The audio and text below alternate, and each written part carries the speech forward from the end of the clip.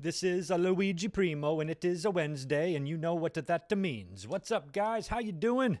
Happy Wednesday to you. AEW Dynamite, November 9th, 2022. We are here, and I wasn't supposed to be. Last minute, day off, so I decided to come up here and watch the show with you guys. I've been saying all weekend long I was going to miss tonight's show, but last minute change of plans, and earlier on today I realized that I was going to be available, so I threw the link up, and we are here. So we have got a good one on tap tonight. We've got Sammy Guevara taking on Bryan Danielson. We hear from MJF and Jon Moxley ahead of their Full Gear title match. We've got a face-to-face with Soraya and Baker. We've got Eddie Kingston and Ethan Page, Sky Blue and Jamie Hayter, along with the Acclaimed and FTR taking on Swerve in Our Glory and the Ass Boys in a 8-man, it looks like. All right, I think that's what's on tap for tonight. So hopefully you guys are doing good and having a great Wednesday. Happy Screwjob birthday. Today is the 25th anniversary of the Montreal Screwjob. We dropped a big commentary and podcast on that on the channel this morning. It is up right now. You guys can check it out. Link is right there in the chat. And podcast is available as well in audio form for that one. So we really unpacked the Screwjob for hopefully the final time earlier on today. So it's a doubleheader here on the channel. And now we've got Dynamite kicking off. Big Bang Theory is open. I got my Big Bang IPA right here to drink. And I'm ready to rock and roll. Cheers, babies. All right, Excalibur is welcoming us. Good to see Jay Lambo, Zane G, Victor, JL, Ajax, Johnson, Michael Kumo, and C-Mac, all the channel members here early. Let me give this a refresh here.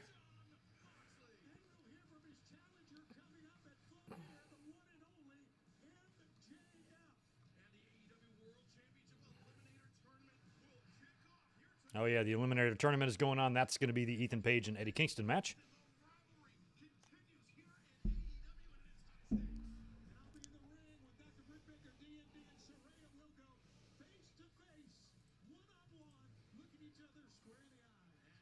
Square in the eye.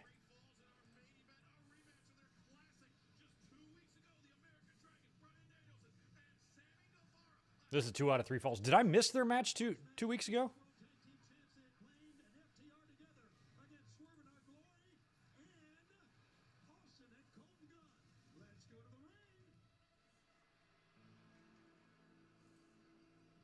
Who's coming out?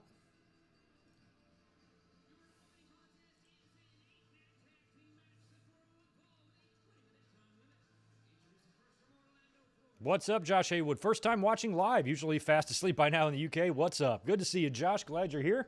It's only 5 o'clock in the afternoon for me. Thanks for staying up late, man. Looks like it'll be a pretty solid show tonight, I think.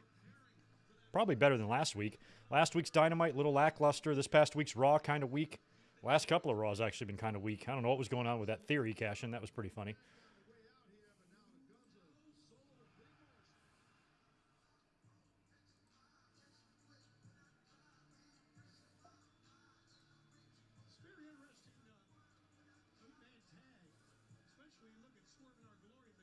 No, that's not right.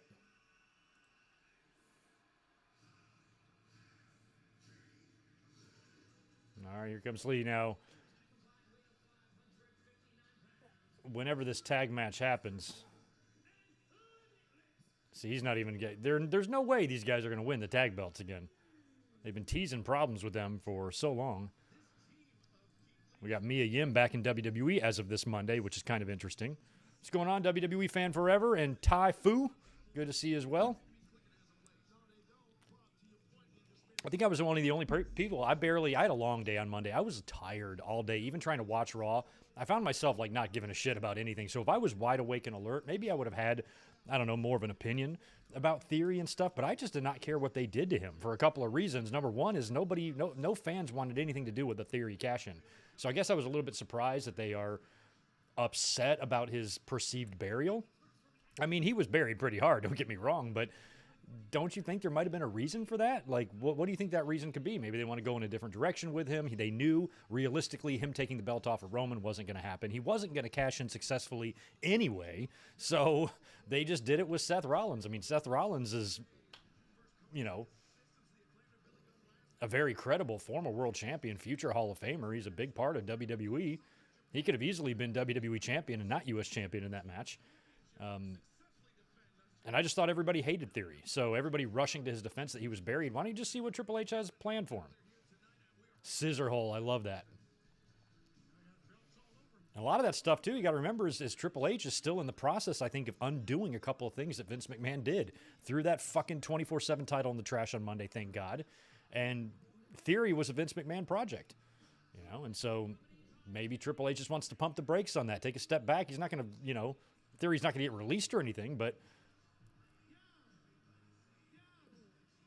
who knows what it's going to lead to. At the end of the day, I just didn't care. Maybe I should have. Maybe I'm in the wrong for not caring that somebody was buried, but I just don't give a fuck. So I don't know where all the outrage is coming from. All I hear online is how people hate Theory. Oh, man, I feel bad. I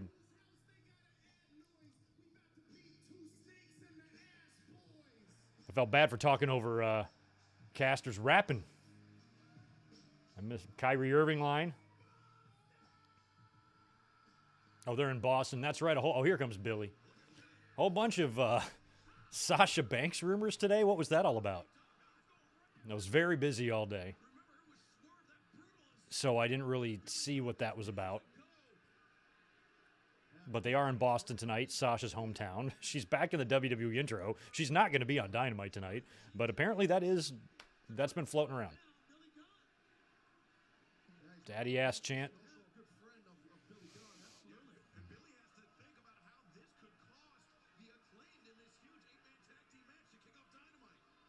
Billy, get back there.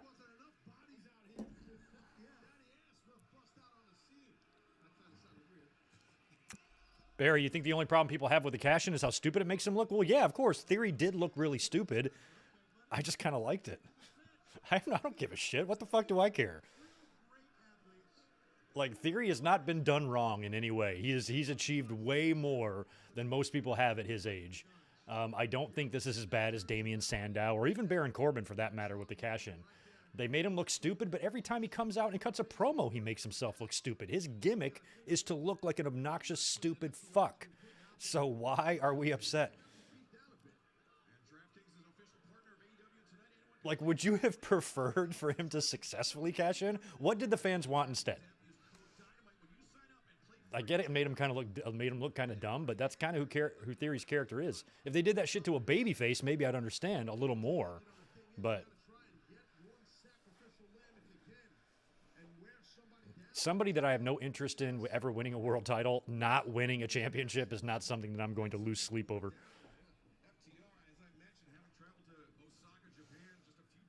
But a lot of fans, too, have very, very short attention spans and stuff, so they don't realize that Theory is like, what is he, 14 years old? Dude's got 30 years ahead of him in his career. You know, one night on a shitty Raw is not going to completely ruin his entire career. In a couple of years, whenever he is a champion, you're going to look back and forget all about this fucking night. Or maybe look back and see how pointless it was to get upset about it. Because in the grand scheme of things, in the long run, it didn't really... Oh, wait, we got to show some love to Colton Guns, or is that Austin Guns? HBK Trunks. That's awesome.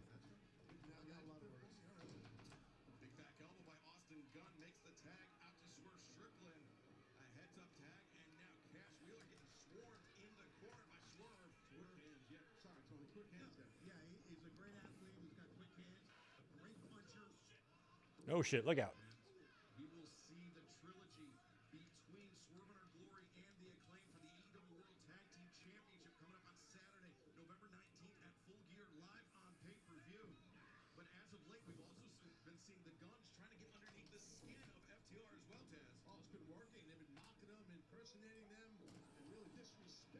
Yeah, it's kind of like, have they been wearing that a lot? It's like the Ass Boys are wearing like HBK 1993 gear with their trunks. It's kind of cool because they're going up against FTR, who are huge Bret Hart fans.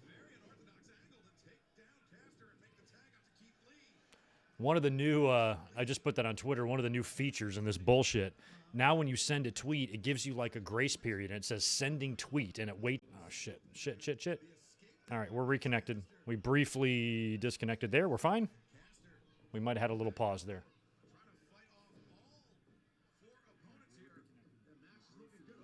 All right, we're good.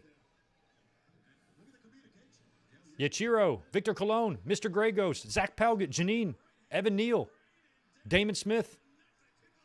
Anybody else I missed who have been showing up in the chat, good to see you. Thank you for being here. Hello to all my channel members and all my monkey wrenches and all my subscribers. Good to see you guys. As always, smash that thumbs up button for me if you don't mind.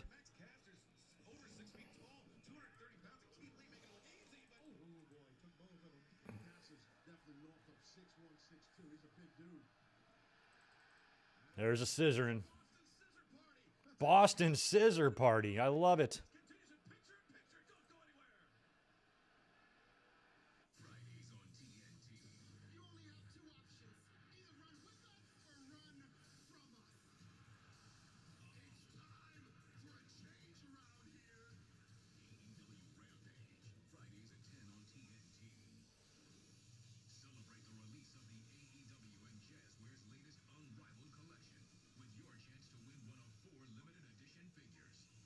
What's up, Joe Hill? Good to see you. Devin Rice as well in the house.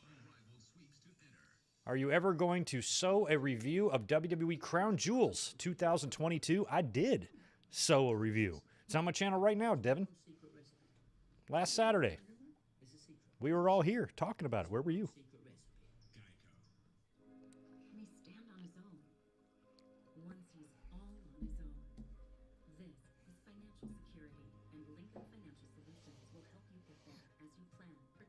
Yeah, elbow dropping that like button, smashing it. Don't leg drop it because it will kick out.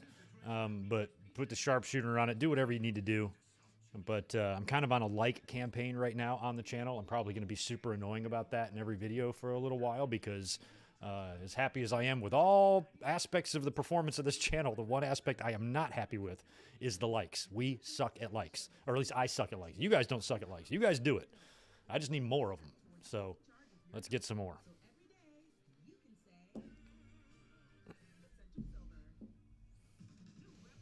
My website randomly went down this morning, too. I was putting up the screw job, setting the premiere, and I was going to stick the podcast on the website to get a little early start on it for everybody who might be in the car or whatever. My website was down. Fatal error. Something happened with a plug-in, and it crashed my whole shit. So I had to call my web hosting place today, and they took them 10 minutes to straighten it out. They're like, oh, we got it. Like, you got some bug in there or some shit, and boom, boom, boom, a few punches of a button, and bam, I was back up. So if you are a podcast listener and you like to listen to my shit in audio form, today's Montreal Screwjob commentary, hour and 20 minutes-ish long, is available now for download or wherever podcasts are sold. At least I think. I should confirm that. Let me check. Good mic work.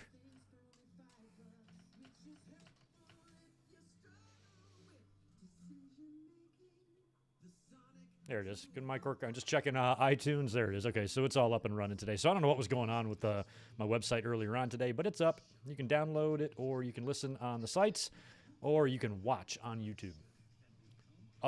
Uploaded in 4K. I rendered the screw job in 4K. It took 11 hours to render. I just did it while I was at work, and I came home. I was like, nice.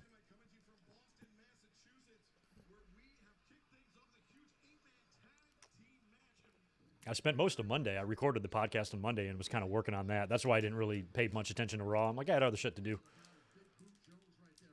25 years ago today, I sat in my living room and watched that shit go down. Crazy. I'm really loving the Ass Boys gear.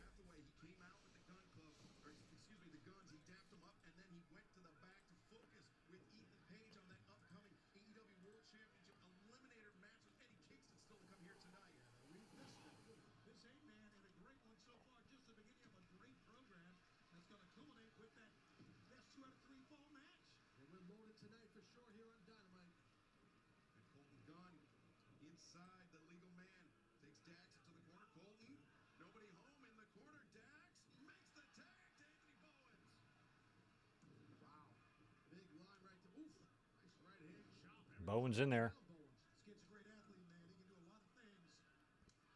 Ass Boys are improving. They're getting better. Brian Pillman Jr. is getting better, too. Have you seen any of his matches lately? Looks like Homeboy's been studying some Kenny Omega tapes. Starting to move like him a little bit. He's got himself in a little bit better shape, which is good.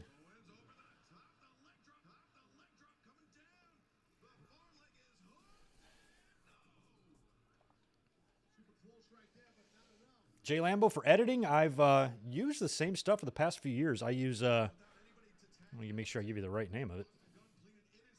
It's Vegas, Sony Vegas Pro. No, it's Vegas Pro. Vegas Pro 15, which I've used a version of this ever since 2012. And then this latest one I purchased for a couple $100, maybe like 5 years ago, and I've been using that ever since. It does everything I need to do. It's pretty elaborate. It can get everything done. I would only need to use a more powerful program if I started getting into effects and, and producing, really elaborate type of videos, which we really don't do here. It's just me talking about wrestling. So it does cost money, but it does do everything I need it to do. And it's easy to use. And I'm on a PC. I'm a PC guy. I'm not a Mac guy. I know Macs are great. I've heard great things, but I've been using PCs all my life, and I'm used to them, and I'm not stopping. So PC is where it's at for Greg.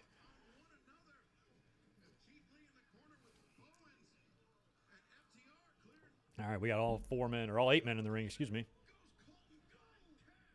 Cash and Colton out. I still don't know the Ass Boys apart, but that's okay because I didn't know the Usos. I couldn't tell the Usos apart until like 3 years ago. So I'm going to give myself another year to figure out the Ass Boys. Keith Lee and Strickland, pretty easy to tell them apart. Ooh.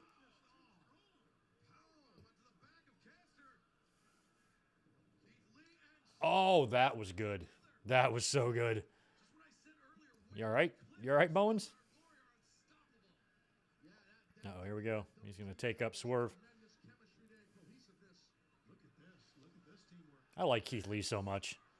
I mean, now with Triple H back in charge, I'm not going to lie. I mean, part of me does kind of wish that maybe Keith Lee didn't sign with AEW because I think if he was in WWE now, he would not be jerked around the way he was with Vince because Triple H liked him and pushed him. He was a double champion, undefeated or some shit in NXT, wasn't he?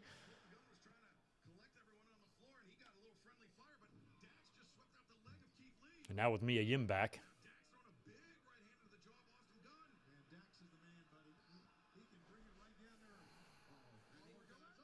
Oh, my God. Oh, that was good. Superplex from the top rope onto everybody. It wasn't that spectacular, but it was fun looking, I guess.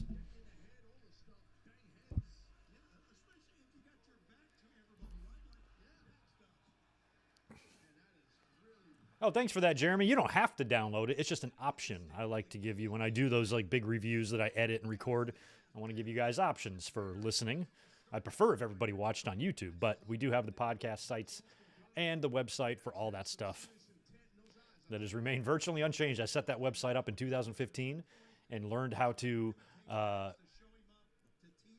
basically push a podcast out to the feed and how to do all that. And I basically followed the same procedure for 7 years, and I don't even really know how it works. I just do it. I do it the same way every time. I'm like, okay, I go into Lisbon, and then I upload it, and then I take the link, and I paste it into my WordPress, and then I upload it, and then somehow, by magic, it shows up on Spotify and iTunes and all that. I don't know how any of that shit works, but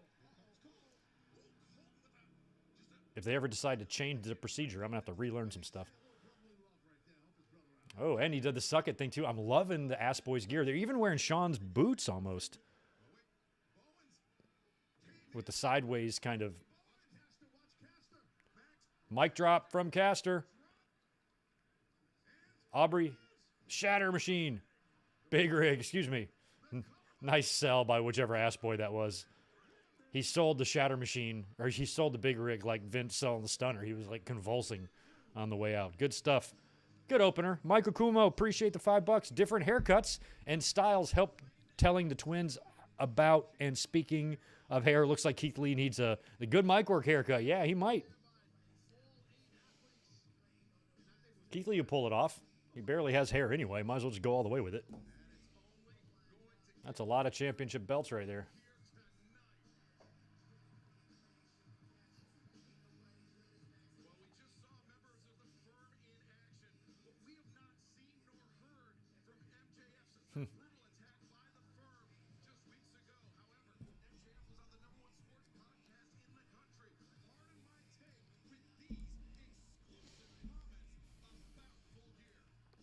Where is he? Pardon my take. This is the most popular podcast? I've never even heard of it.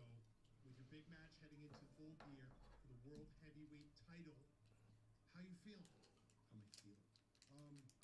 After the firm attacked me in a very cowardice fashion, doctors informed me that if I wanted to be 110% come full gear, I definitely shouldn't be traveling on the road. And to be frank, the only thing I'm worried about is that MJF, you can't be Frank. You're MJF.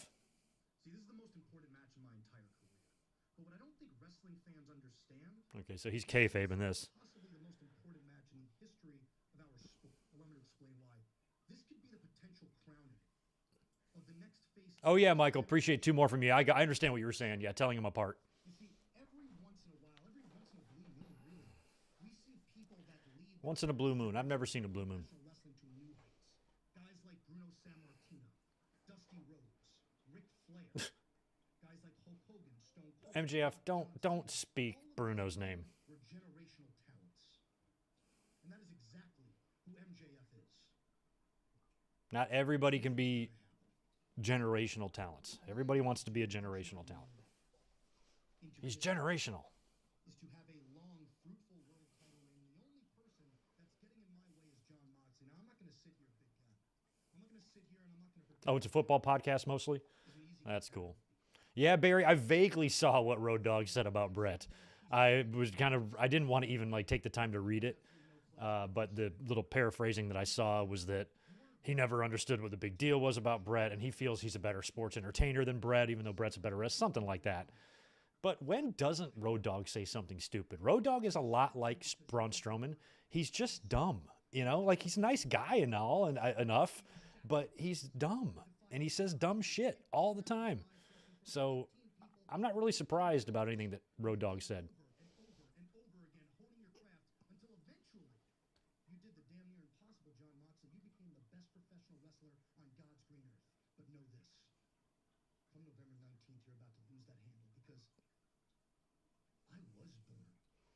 He's got to.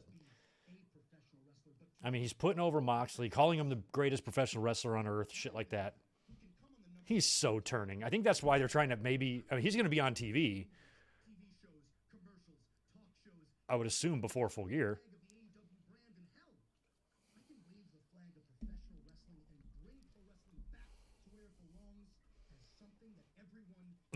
Brett is a better wrestler than Road Dogg in your opinion. It's going to be in a lot of people's opinions. You are not alone. I can't think of anybody who'd be sitting here saying, yeah, Road Dogg is way better. No, not even close. Some of them other Armstrong boys maybe could hold a candle to Brett, but even them weren't as good as Brett.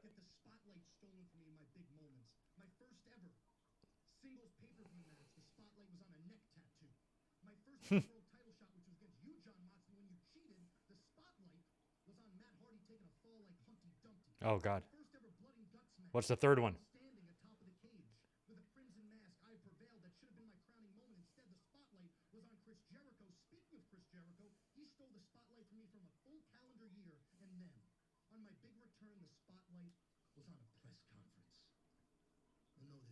No, that's all he said. He's going through all the times in his career in AEW when the spotlight was taken from him.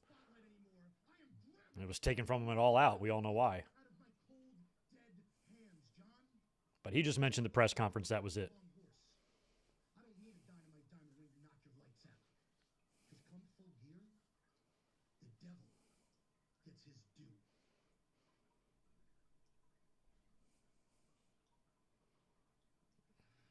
Yeah, Brad Armstrong, is great, but in terms of success in the major American promotions, he was,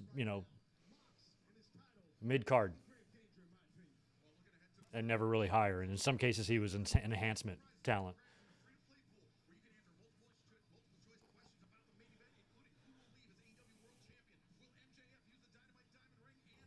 But another reason why I don't give a shit about Road Dogg, like I said, I just think he's kind of dumb. But at the same time, think about all the shit Brett says, I mean, this is a guy that fucking hates everybody, buries everybody. So if somebody's going to say something about Brett that's unfair or unreasonable or just kind of wrong, what goes around comes around, I hate to defend Road Dogg because I don't like him, but I don't really care. If somebody's directing something at my favorite wrestler, Bret Hart, it's okay because Bret Hart directs a lot of bitterness and anger and hate at a lot of people whenever he's in the right setting or he's being interviewed. So he's going to have to expect, to get it back a little bit. I think that goes for anybody. If you're on TV or if you're on YouTube and you're screaming and yelling like a fucking crazy person, don't get mad if somebody sends some shit back your way. Saw that happen last week on the social medias. I'm like, well, you're going to dish it out. You got to be able to take it. Can't act like a little bitch.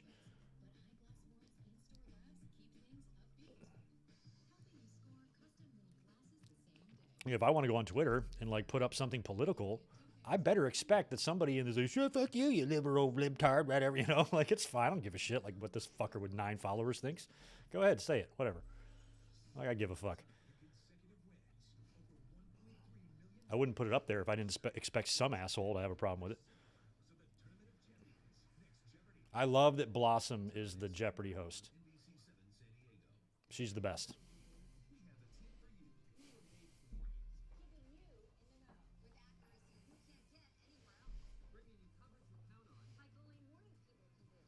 Oh, thanks.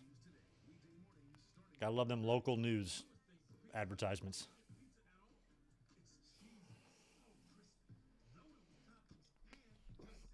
Cool, I appreciate that, Jeremy. You can also check out the YouTube video and give it a like.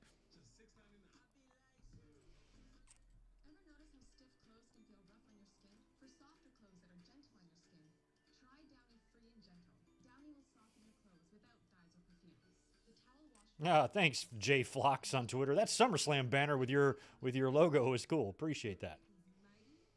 I forgot who made me the Good Mic Work old classic SummerSlam logo. I did not make that one. Somebody made it for me. Might have been Dan Price. He made some shit for me.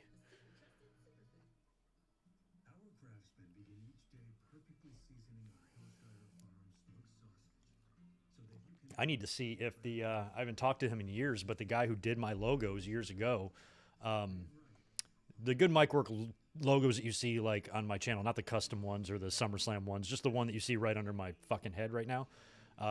He made that one and the square one, and then I contacted him a couple years later, asked him to update them because I wanted them just a little bit spiced up, looked a little bit different than the first versions of them, and he did that for me. But I think even that has been a few years now, so I've not talked to him in a while.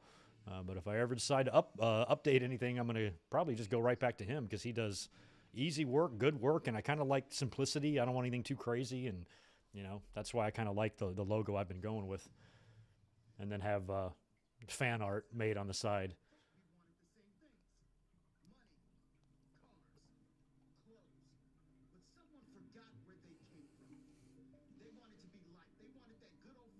Stokely.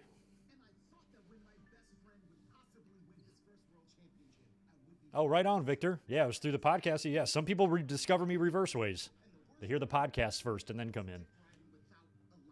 If any of you guys are regular listeners on podcasts like iTunes or anything like that, I would love a review. Got some good reviews on those, but, you know, podcast is kind of secondary, so it's not, I'm not pulling in, you know, hundreds of thousands of views or anything over there. That's just kind of extra for those of you who like to go to the gym and run on the treadmill and have earphones in, or ride your bike or walk to school or shit like that. I just want that option for you guys. And that's why I started, you know, the Patreon and stuff like that, because that shit costs money. So I was like, hey, maybe we can all be a part of the family. So that's been going good for the past few years, but I still like having the podcast option for you guys. All right, so we got Paige and Kingston coming up here, Eliminator Tournament. See, I was confused. I didn't realize there was an Eliminator Tournament and Eliminator match, because last week it was Moxley and what, Moriarty, right? An Eliminator match, but then this is the Eliminator Tournament.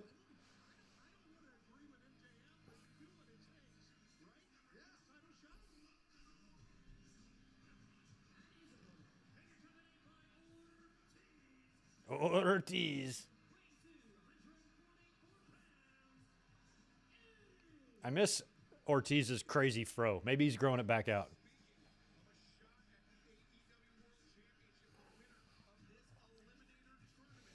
It's been a while since Eddie has been in the ring, I think.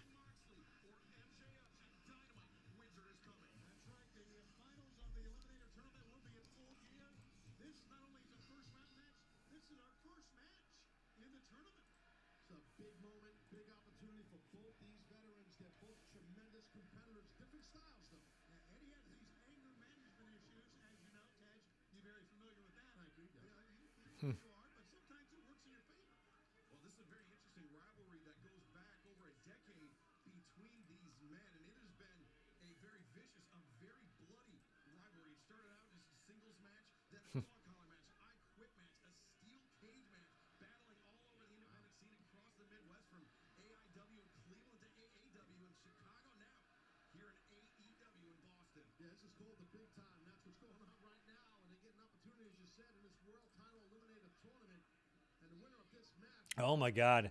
Well, a lot of those Heart boys start sounding like Stu, but I just got myself caught up last night. Me and Elizabeth did on Tales from the Territories. I'm 2 behind, so I didn't see the Calgary one the week before, and then was Hawaii or Polynesian wrestling last night. So we watched them both. But when I was watching the Stampede one, Brett's always been able to do a great Stu. I mean, it's his dad, so not naturally he's going to be good at impersonating him, but he is so good at doing this Stu voice. It was cracking me up. I was laughing so hard. I was telling Elizabeth, I'm like, he sounds exactly like Stu. But Brett's always been able to impersonate Stu really well. I've heard him do the Stu voice like 20 years ago. He nailed it. Keith Hart as well sounds a lot like Stu. Bruce has got a little bit of a deeper voice, but Keith is another one. Like, if you listen to Keith talk, you can hear a lot of Stu.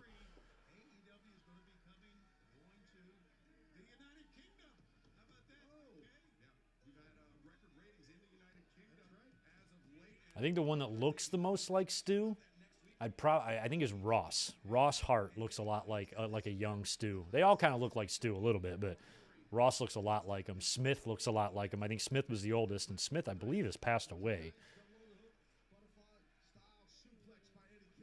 But I'm not sure if I really heard Smith speak that much ever in any sort of interviews, but I would imagine he probably sounded like him too. Definitely looked like him.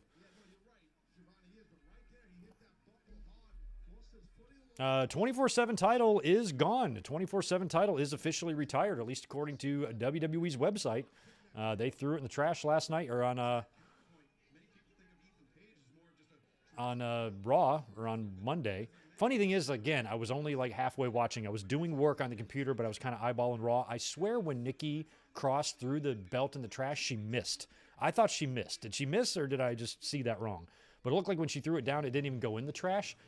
But I also was looking through my peripherals, so I didn't. I might have seen that wrong, but they chucked it right in the trash can, and it's gone. And that thing was a piece of shit right from the word go. Imagine how bad that title would have been without R-Truth.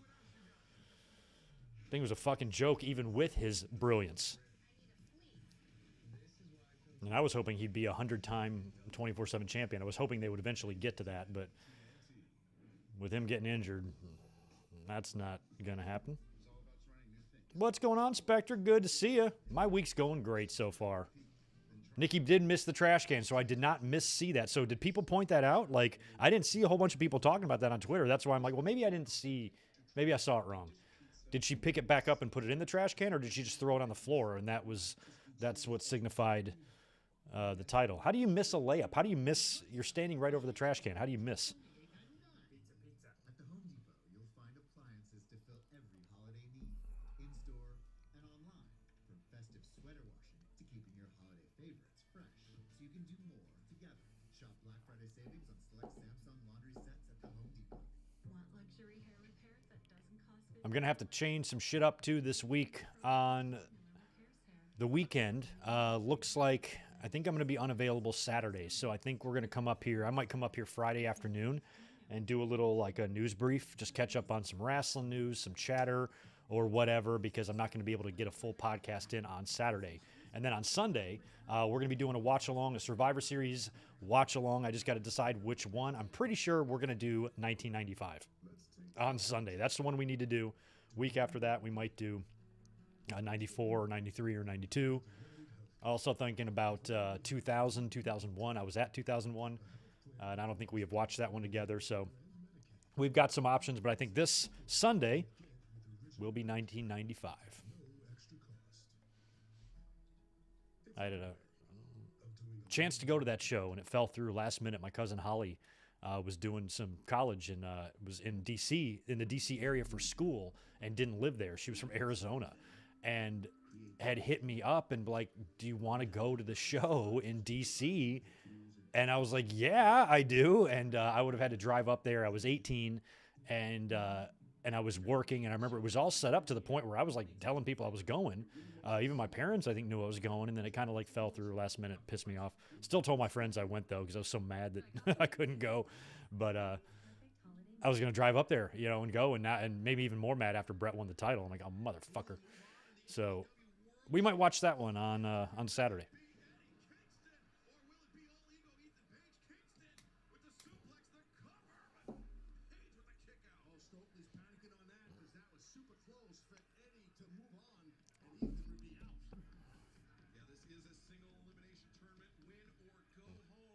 Where is this Dr. Britt Baker and Soraya? Is face-to-face going to be in the ring or on the stage? They kind of let us down last week with that supposed sit-down with Renee, and Britt no-showed it.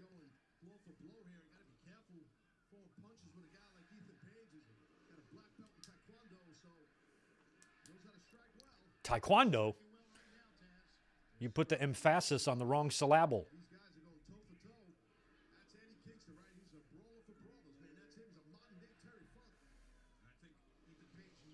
Yeah, 0-1 Survivor Series I think I want to do this year, Zach, because as a lot of you know, you can see me on the whole show. I'm right there on the hard cam throughout the entire thing.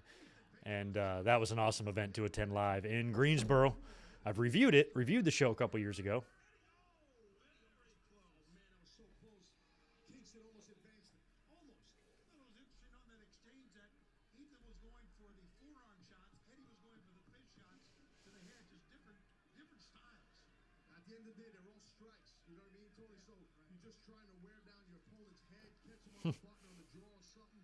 No matter if you're a strike. As much as I love Eddie Kingston.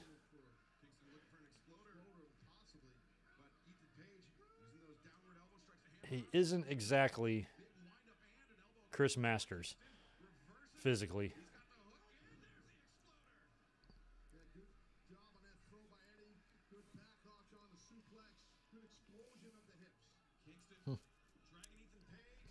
Yeah, Zach. Nikki's a stable genius. She says it all the time. Very stable, very much a genius. I'm the greatest genius, stable person ever. I'm so great.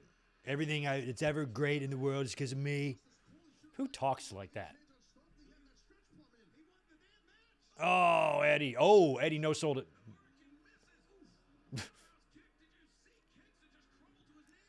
Eddie going down to his knees with his eyes open was pretty funny. Out on his feet, out on his knees, and now he's out on his side.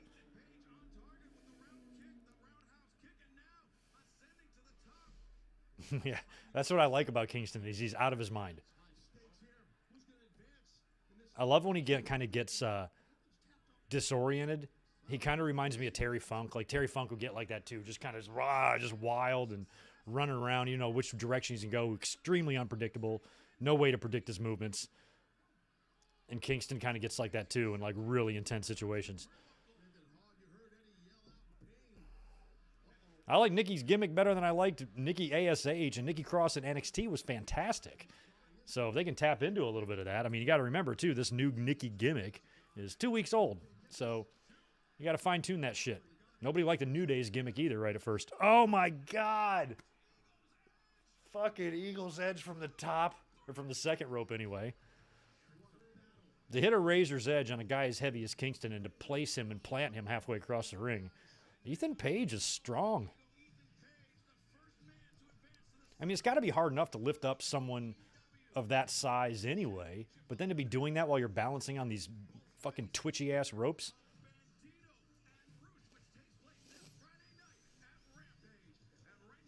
The Elite or Mercedes appear tonight, or I will eat. What does it say? What does that sign say? Or I will eat a cat?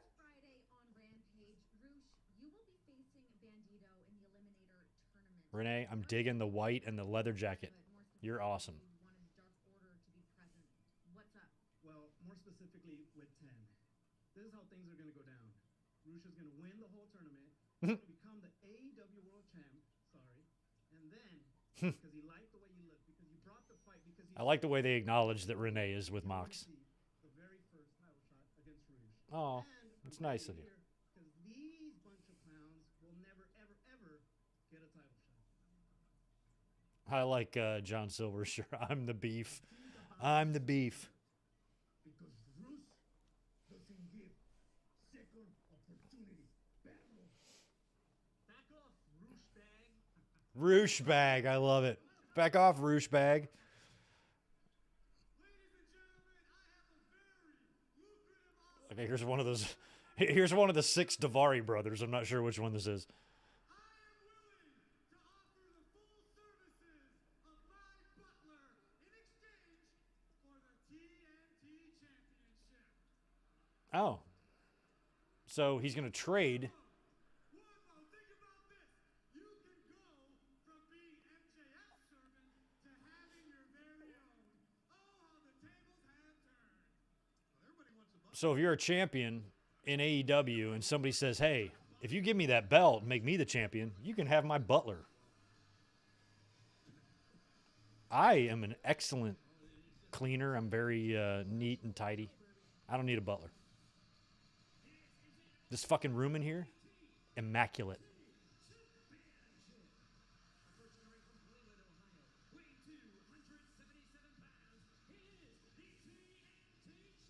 And I guarantee I can cook better than that fucking butler too. 26-2 in 2022.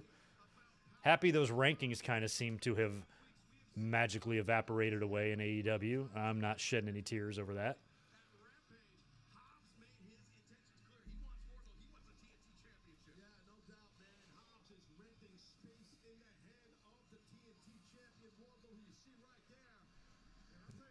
No, Zach, and May says, I'm the beef. That is a reference to Where's the Beef from back in the 80s. You guys are young. You probably don't remember this. But it was an old Wendy's commercial, and there's a little old lady. They used to go, where's the beef? And they had, like, Where's the Beef shirts. So that is John Silver saying, if you want to know where the beef is, I'm the beef. Yeah, I'm the beef, or not, I'm the beef. The Where's the Beef lady was actually at one of the WrestleMania 2, I think. She was there. I don't think it was WrestleMania 1. Pretty sure it was 2. But as a kid, I remember those commercials. Where's the beef? It's kind of like the 80s version of We Have the Meats. We have the meats. Like, what do you do? Go into Arby's and be like, let me see your meats. Show me all you got.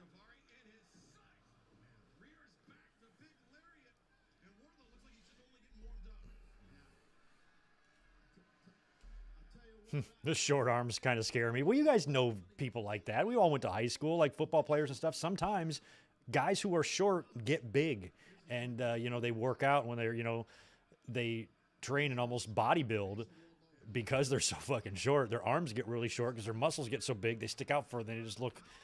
They have that look to them or whatever. I knew a lot of guys like that. One of my buddies, he was maybe 5'6" or something, 5'7", and he was thick. He was almost like, he was big even as a kid because none of his shit stretched out because he wasn't very tall. So he always kind of looked like he had a build to him. But then when he got older, he started working out. Little guys look funny when they're jacked.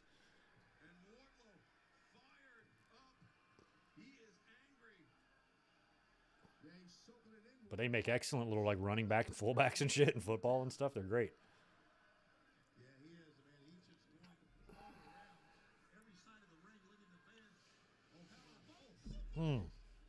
Powerbomb Symphony as Joe looks on.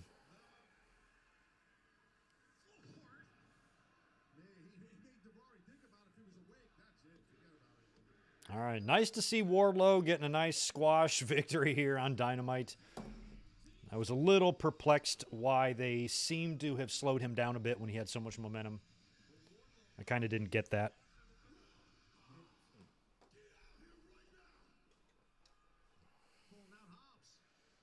But at the same time, you want to be careful with his development. I mean, even though WCW pulled the trigger on Goldberg, they also got a lot of heat and criticism for pulling the trigger on him because he was so fucking green.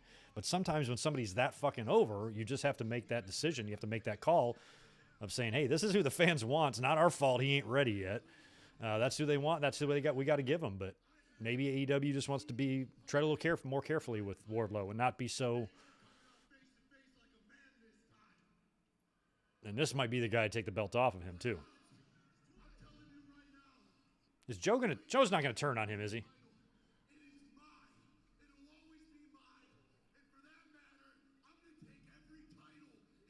I don't like that Joe is standing right behind him like that. Yep, there it is. Boom. Now you could see that shit coming. The way he was standing, I'm like.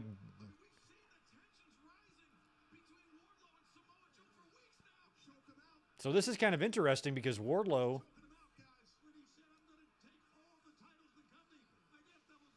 Yeah, and as soon as he said that, I'm going to take all the titles, that snapped Joe. So who's Wardlow going to feud with here? Hobbs or Joe? Or both? Or does Wardlow drop the TNT title to Hobbs and then win the TV title from Joe?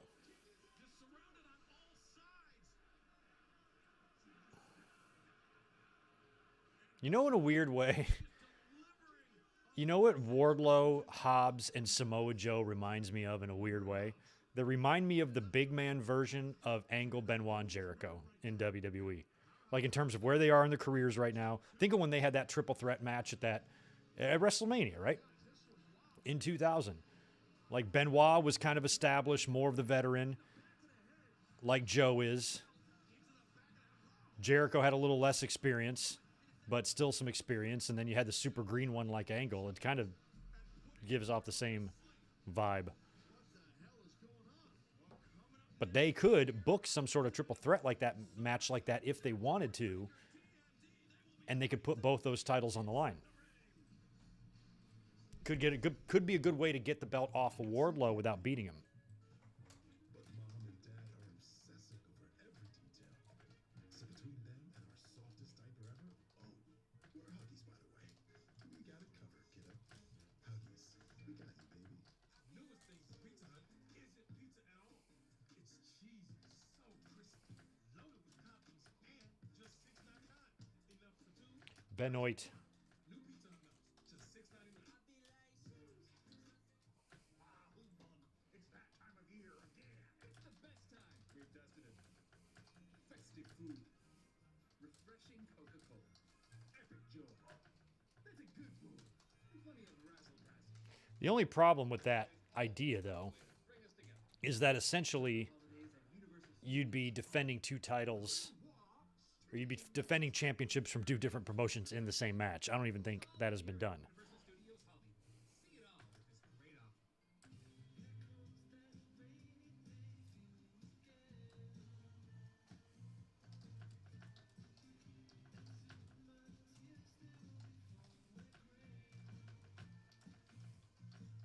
offer. My parents can always track my glucose levels just by looking at their cell phones. I share my numbers with my wife and my daughter, and if I'm out in the yard working or busy, she'll come out and tell me, hey, you're going too low. I'm working hard.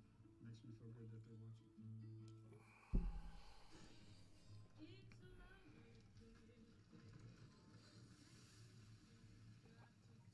Yeah, just an interesting thought I had about that. I mean, they could technically do that if they want to move the TNT to Hobbs without fully beating Wardlow. But I'd be fine with Hobbs beating Wardlow. It wouldn't be like out of the question. Hobbs is awesome, and he's a powerhouse, and is physically impressive, and in my mind as Wardlow, and he's continued to get better since he's gotten there. So I wouldn't even be upset if the two of them just had a match and Hobbs won.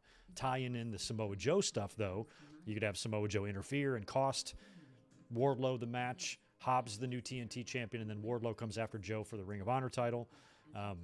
Or, like I said, you can put them both up for grabs in the same match, similar to how they did the triple threat at WrestleMania 2000. And then you could move the titles that way. That's music to my ears. Kellogg's Special K. Still is delicious. No, I wrote that wrong.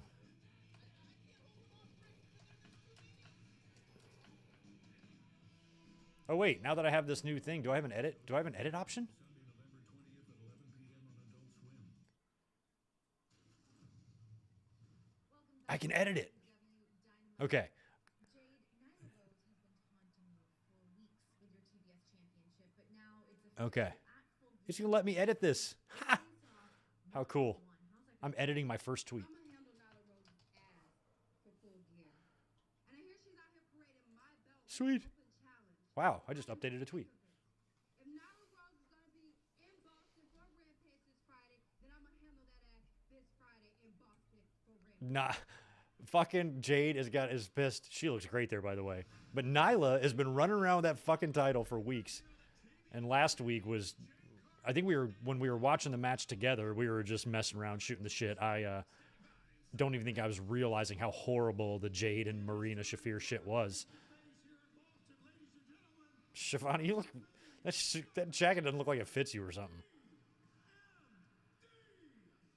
DMD. I can't believe I just edited a tweet. That's fucking amazing.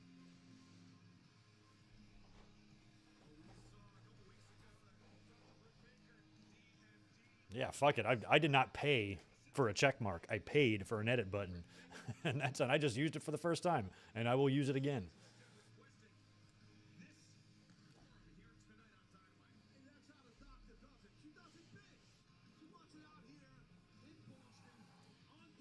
All right, is this going to be? It is. It's going to be a top of the hour segment. That's promising. I think these two girls are going to whoop on each other. I'm going to go retrieve a nice little fresh cold one out of my refrigerator. I'll be right back.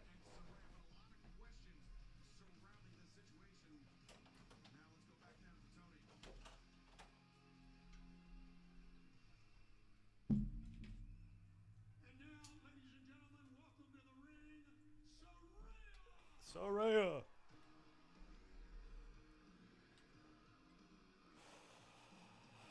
Here she comes. I remember in WWE,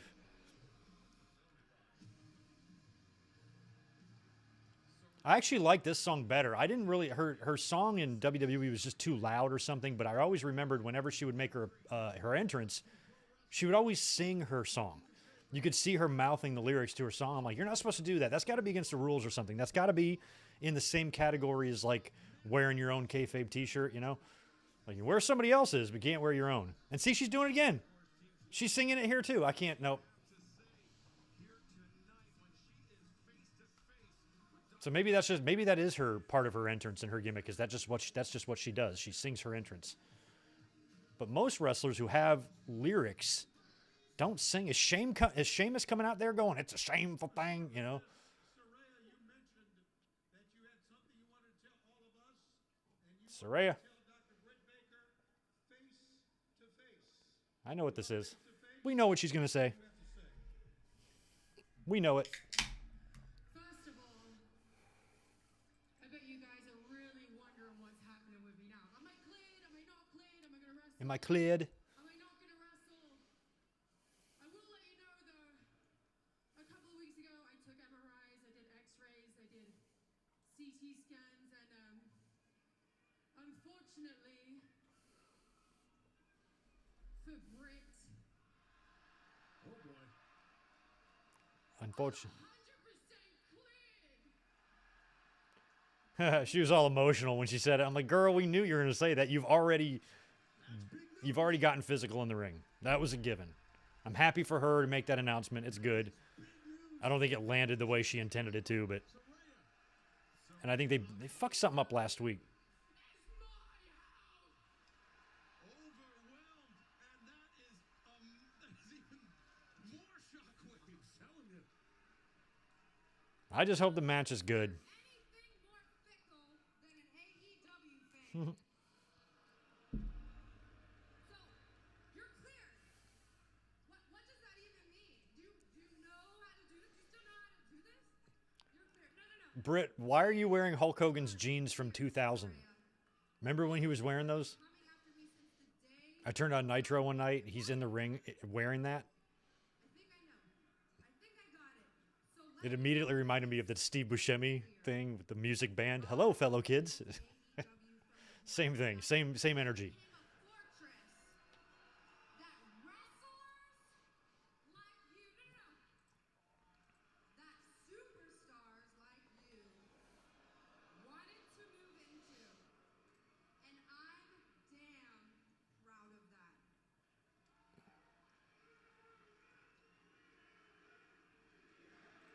DMD.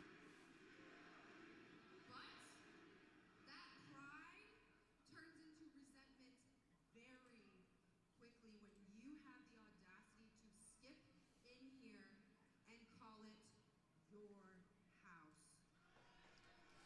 Because it's funny, I don't recall you laying a single brick. And I understand, I get it. I know why you're obsessed with me. It's because I'm everything you wish you could have been. And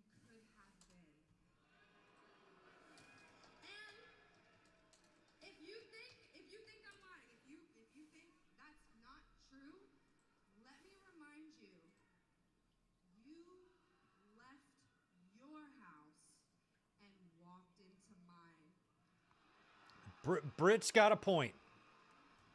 You left your house and walked into mine. That's very true. It's not your house yet. You've been there fucking 3 weeks and cut 2 promos.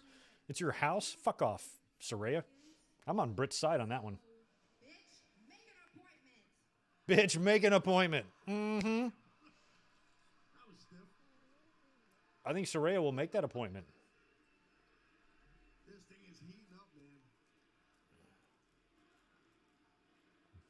I'm excited to see Soraya back in the ring. Yourself on a pedestal, considering you got handed your position by Tony Khan. You got fed a bunch of QT's trainees. And you've only been in front of the camera for 3 years, sweetheart. Sweetheart. You've been in this business for 30, 17 years professionally. You don't know what it takes to be a superstar. You don't know what it takes to even be a star. I like that. I like Soraya saying that. Both of these women should be spitting truths to each other. I got hit by a car and wrestled the same day because I love this business. Britt's like, oh yeah, you kind of did do that. That's right. I forgot. Amazed to promoters and got turned down for the sheer fact that I was female. You have no idea what it takes to make it. Because I was starting revolutions before they were a trend and before wrestling was even a twinkle in your eye. I've done Madison Square Garden, I've done the O2, I've done the Tokyo Dome, and now I'm in front of an ungrateful bitch. Ooh. You don't know what it takes, Britt. I've been publicly humiliated in front of millions of people. I battled my drug addiction publicly. Yeah, you did battle that drug addiction publicly. She ain't lying there. That was for all of us to see how lovely it was. I've given my career and my So props to her for figuring it out. You don't have a clue what it takes to make it. But here you go, Britt. Here's an This is Paige's or Soraya's best promo yet in AEW so far. This is going to be my comeback story, and this is going to be your biggest match of your career. It's going to be you versus me Mm-hmm. at Full Gear.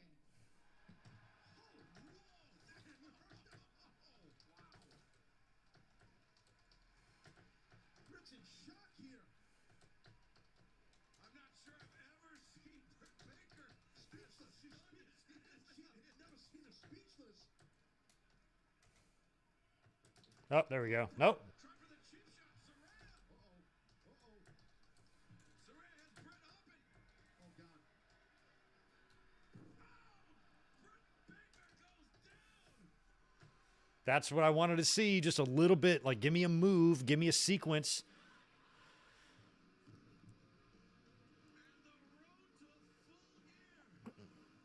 I mean, anytime in history when any wrestler of any gender, of any spot on the card, has taken significant time off, the very first thing you mention and you're curious about is like ring rust issues and stuff. And I think that's my biggest concern with Soraya. It's not like she forgot everything she knew or anything like that, but you know, I just hope that her first match back isn't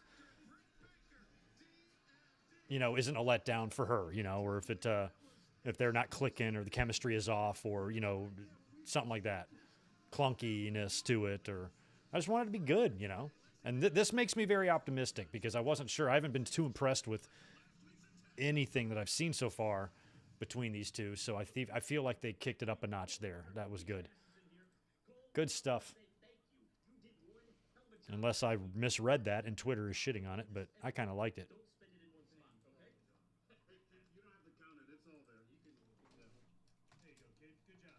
There you go, kid. Good job. Oh.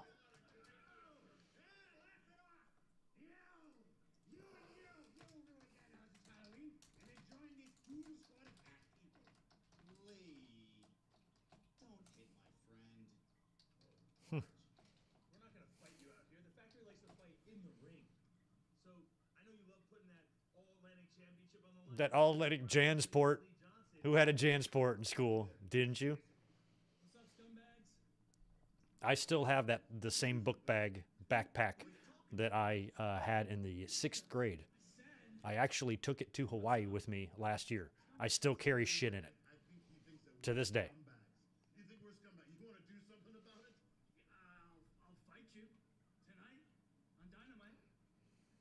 All right, see you.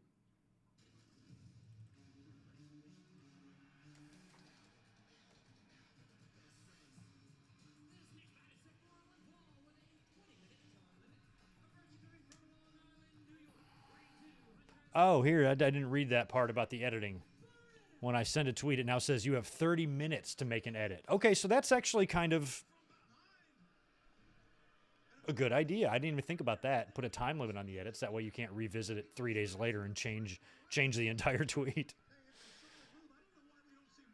I think the edit button should be used only for typos. That's it. Not to change an opinion or a thought, just for a typo. You leave off a letter, which I do all the time, or you leave out a word, or you spell some shit wrong, whatever, that type of thing. But how do you police that? How do you know you're making an edit just for a typo? So putting a time limit on it, most typos are noticed right away. You're like, fuck. So...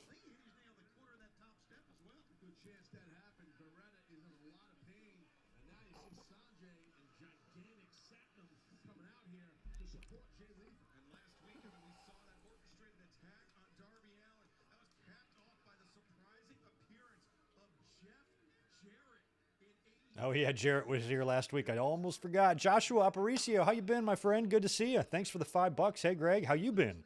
I definitely smashed that like button right now. I hope you are having an Usi day. Every single day in my life here in Southern California is an Usi day. Things are good in Gregland. So thank you, Joshua. Appreciate it. And it's always fun being here with you guys, as always. This is my house. Yeah, I screw up texts all the time, but I don't mind that so much because texts are private between you and another person or perhaps a group text. But Twitter is in front of everybody. And I'm actually a really good speller. I'm really good with grammar. I know the difference between your and there and there. A lot of people don't. But I've always prided myself on knowing those things. And I rarely make those mistakes.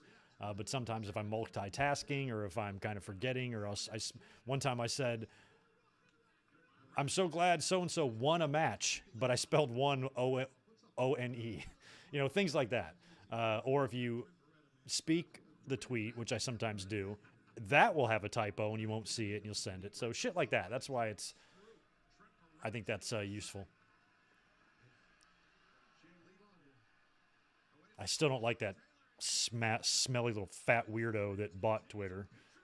Little egomaniacal, spoiled bitch boy piece of shit. But if he wants to throw an edit button at me, sure. I'll take it. Context and perspective. That's what we're there for. Nothing I can do about the underdeveloped nut job owning the brand or owning the app, but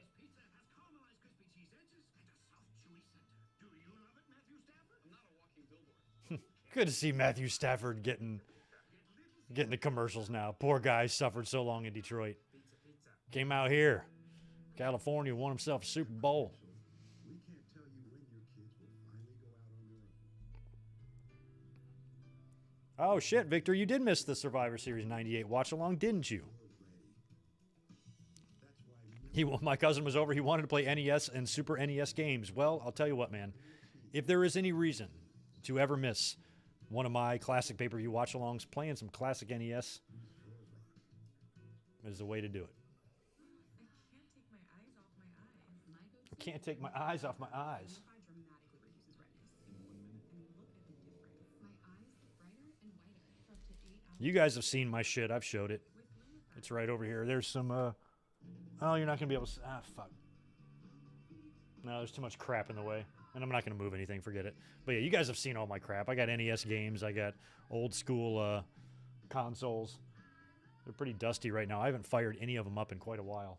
I've been so busy with other crap. Holiday Hills, Illinois, to Rudolph, Wisconsin.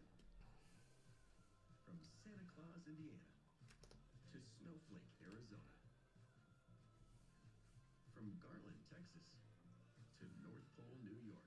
I love that. I love that Holiday Road song. Lindsey Buckingham, the old vacation movie theme. Reliable delivery, serving every That brings back memories of my childhood, hearing that. the United States Postal Service.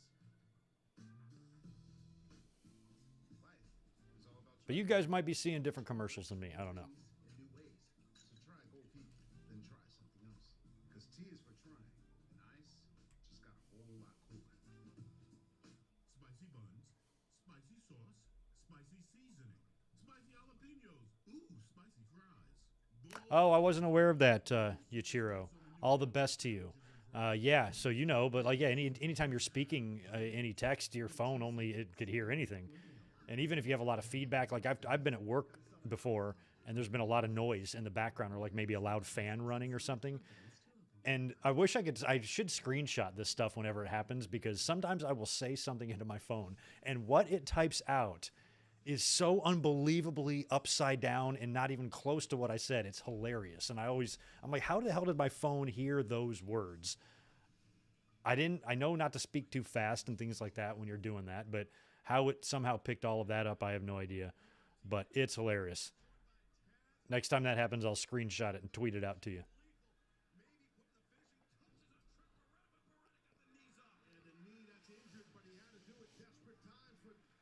What's up, Dave? Yeah, AEW has done that a few times where we've had some big spots or potential heat and matches coming during commercial breaks. Those pitchers are sprinkled pretty heavily throughout the show. He's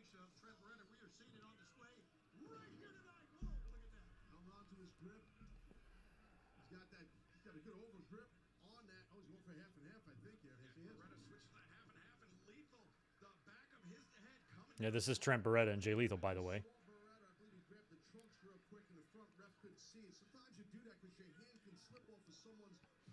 I did not think this one was advertised.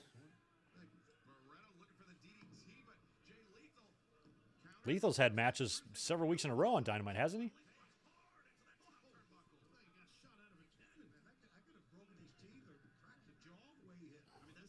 Neuralink Wrestling streaming for $6.66. What the hell is Neuralink?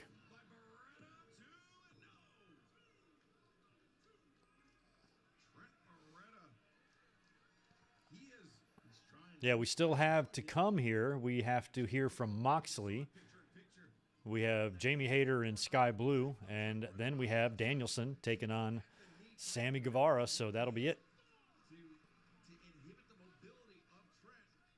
Yeah, you got to figure Jay Lethal senses that, Beretta is building some momentum, and right now, Jay's in trouble up there.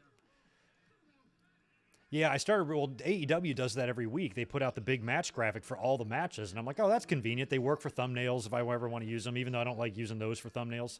I like to have something that stands out a little bit more. But I was like, they'd be perfect if I just used it for, for the overlay here. So Neuralink, that chip device from Elon for the brain implant. I'm somehow unaware of this. We saw this the day that he bought Twitter. I was at work, and we're right over the ocean, and we all stood and watched the SpaceX, the Starlink satellites go up. And that's the second time I've seen those launch from here, because they launch up in LA somewhere. And it's insane how crazy those rockets are, and that humans are capable of making something that does that. Oof.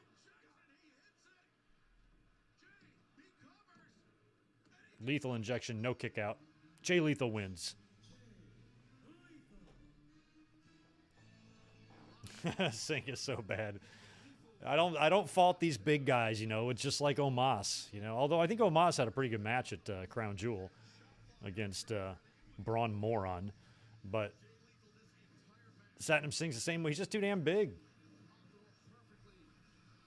You're not going to have a guy that's like 7'6" and he's going to glide around the ring like Shawn Michaels.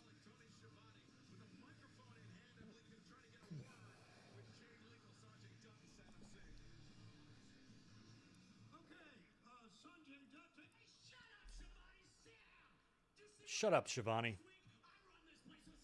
Yeah, and I have my pencil and everything.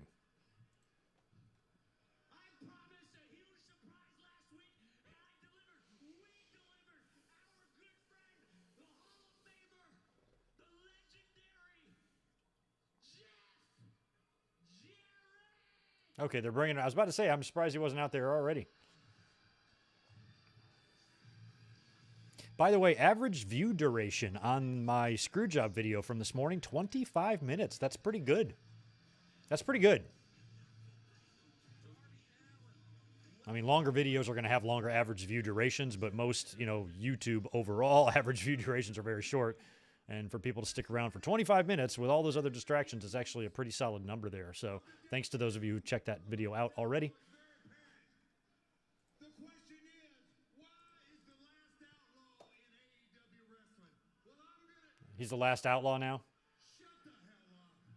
I don't think you're the last one. I'm gonna tell you exactly why. When a friend calls, a friend shows up, and that's exactly what Jeff Jarrett did. I showed up to help and put a plan together, and we started last week. You're probably wondering how the four of us guys connected. I'm gonna tell you. Okay, he's going to tell us how they connected. Jay Lethal, I signed him to his very first contract. He's ooze machismo his entire He's ooze machismo. wins over the Nature Boy, Ric Flair, Sting, and yes, he even became a Grand Slam champion and Ring of Honor. Sanjay Dutt has an IQ of 181. Do I need to say anymore? We've taken over promotions all over the globe. Jarrett is a better promo now than he was. I mean, he's always been decent, but he's pretty good now. This is a legit 7'5" I don't think the world asked for Jeff Jarrett or needs him, but started his feet in Pan Up, slow pan. This isn't no make-believe monster who wears red skinny jeans and is produced by the Banana Nose Circus. No, this guy is 1 in a billion. Why is he 1 in a billion? That's the name of his Netflix special. He's the only Jarrett has just gotten these three guys as a group over more in this promo than they have been the entire time they've been around. to be born and bred in India. So Sting, Darby Allin, you hear? I'm calling you out. Darby, we put you in a body bag last week. It's one thing for Excalibur to roll off all their history and shit, but Jarrett's out there just fucking full-blown putting them over. On the mic, and he's doing it well. Don't you ever wind me up. Do you understand me? Oh, he's going to bash him. Don't wind him up, I'm putting a challenge out right now. Tonight, because that's not a gimmick guitar. It's completely 100% real. You can tell because of the red. It's real. It's completely real. So if he breaks it over his head, that means he smashed a real legitimate guitar over another man's head, and that's bad news. See how heavy it looks in Jarrett's hand? He can barely carry it. He's like dragging it because those things, real guitars, are heavy. Ah, he got away. Phew, good. He did not bash that real legitimate guitar over his head.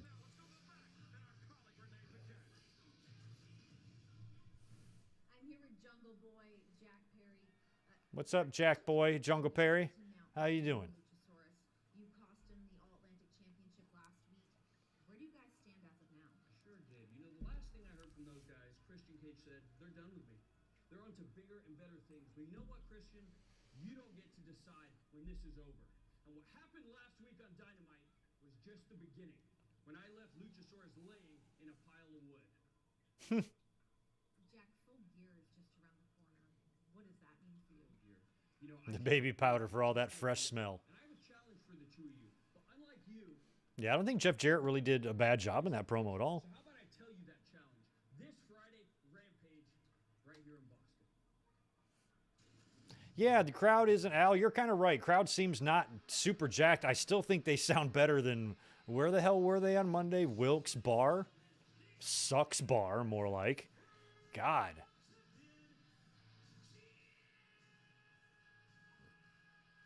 That crowd was like they had just busted a nut or something. Just totally silent. Like, what the hell?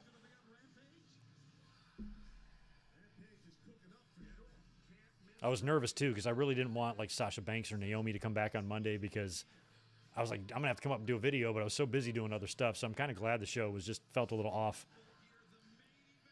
John Moxley, the AEW World Champion, will defend against the top contender, MJF, live on pay-per-view. Bleacher Report. God, Saturday. So that's a week from Saturday. Jesus. Got to start getting plans ready for that. Theaters nationwide.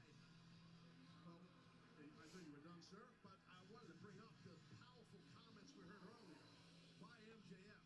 Yeah, that we heard exclusively that was on part of my Take Number One Sports podcast. That was kind of a random, just quick little promo there by Jungle Boy. And I'll tell you what, I do think, like I said earlier, full gear. But they're getting a lot of use out of Renee already. His title, I really do. I don't always agree with MJF. Actually, never agree with MJF. But there were certain points that I agreed with when he was talking about his journey. I thought that sign said, Mox. It says, love you, Mox. John Moxley, he is AEW. Of course he is. I remember watching like an SNL where Jessica Simpson and that husband of hers were like the hosts. And she was like, the musical guest tonight is Gun It. And he's like, babe, that's G Unit.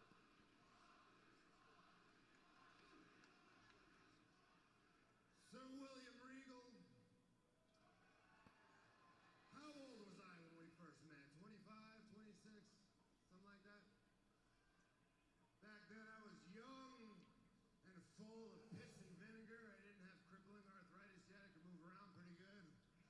I cannot believe it's about to be 10-year anniversary of The Shield. That's mind-blowing. Really thought I had it all figured out. And I loved two-tone trash, as you remember. I kept running my mouth over and over. I wanted to be just like you. Feared and respected. I wanted to Yeah, Nick Lachey. in professional wrestling. So to prove myself to you, to get my respect, I tried to pick a fight with you. That's right, young fellow. You did just that. You delectable little jelly donut, you. You physically tortured me, brutalized me, kicked the hell out of me. And it pissed me off because I found out exactly where I was on the food chain. And it drove me to work Yeah, Nick Lachey is Bobby Lashley's cousin and to grow and evolve. by marriage. One day come back and get my revenge. And when I got another shot at you, I made it count. If you remember, I knocked you out with a knee to the face and ripped your ear off the side of your head. You do remember that. Oh, I remember, Sunshine. Don't you worry. Told me then, as you finally took me under your wing, you said It would be cool if Moxley the real work. smelled a possible Regal turn or something and kind of got in his face here. Now, who does that young, impetuous kid remind you of, Sir William? It reminds us of young Maxwell Jacob Friedman, Maxwell. whom I will face at Full Gear for the AEW World Championship. Now, I first wrestled MJF well over a year ago, probably the summer of 2020. He challenged me for the AEW World Championship, and he thought he had it all figured out back then. He thought this was his time. So I beat the hell out of him. I bloodied him up, and I sent him packing. I let him know exactly where he stood in the pecking order. But now, all these months later, he's come back around again for another shot. Mm-hmm. So the question is, what's going to be different this time? I mean, who is MJF? It's hard to figure out. He seems to be having some kind of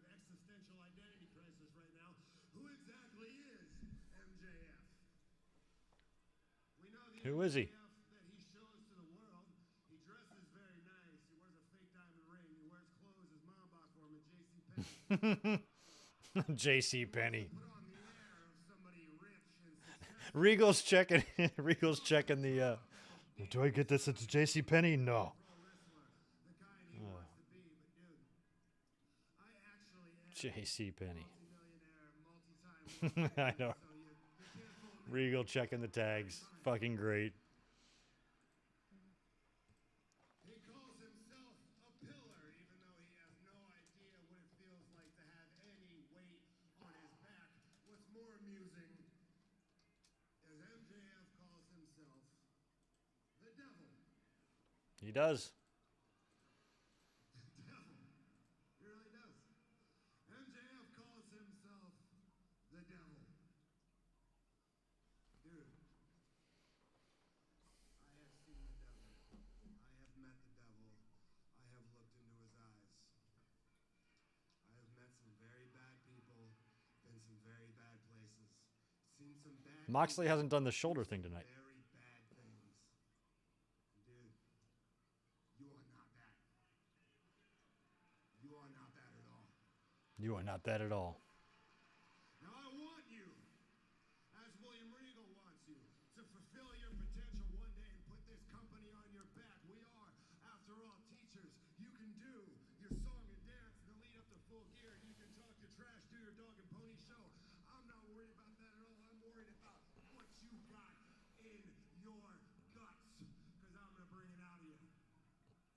When you step into the ring in your hometown in Newark, New Jersey at Full Gear, just remember one thing. Everything you've done up to this point has been easy. John Moxley, We will see. fight ahead of him at Full Gear Saturday, November. I mean, what do you guys think? You pull the trigger on MJF, right? If you're Tony Khan,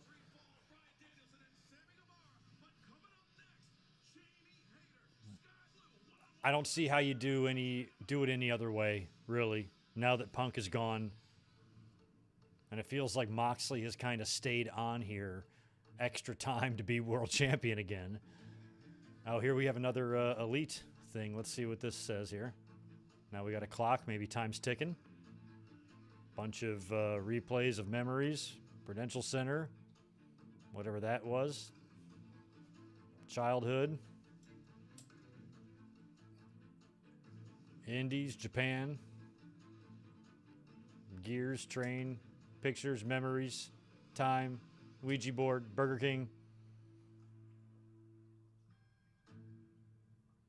Is it time? Full Gear. Did you see the graphic? It flashed. Full Gear. Full Gear will be the return of the Elite. It briefly flashed up there with the gears turning.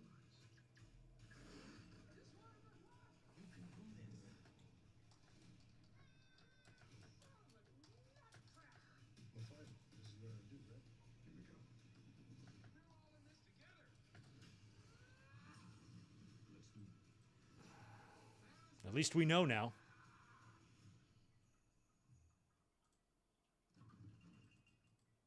Surprise zero sugar.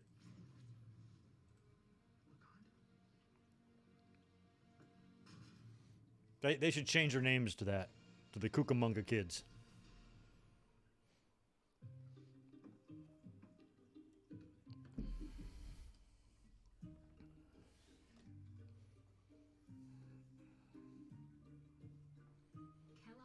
Yeah, I just think for, in terms of making a main eventer, making another star, I mean, you did lose a big piece, even though it was an injured piece, a frequently injured piece. That's a big main eventer they lost with that whole Punk situation. So I think getting Max on the map now, just beating him here and running with Mox, not like that's all bad or anything, but I think this is the direction that it needs to go, and this will establish Max in 2023. And if all this talk and nonsense about his contract and him being in a bidding war and in 2024, in a lot of ways, Tony Khan is helping that along, because with Tony Khan putting the belt on him, and if he gives Maxwell a good run and MJF's run is successful, and then his contract actually does come up for him, that he's actually upped his value. Tony Khan is like on purpose making himself pay more. If he wanted, he could just put MJF on the back burner, but then we also know what would happen. He would jump to WWE. So maybe Tony Khan is saying, okay, not only am I going to belt you up when your contract is up and you get offered whatever you get offered from WWE, I'll pay you more. Maybe that's the verbal agreement they're under right now. I don't know. But if you do have a guy that isn't shutting the fuck up about wanting to go to the competition, that means one of two things. He's just working everybody, and Tony Khan and him know he's not going anywhere, or it means the opposite. So, God, it's already time for Christmas commercials. All the Christmas shit's up all over town here already. Trees and lights and Santa. The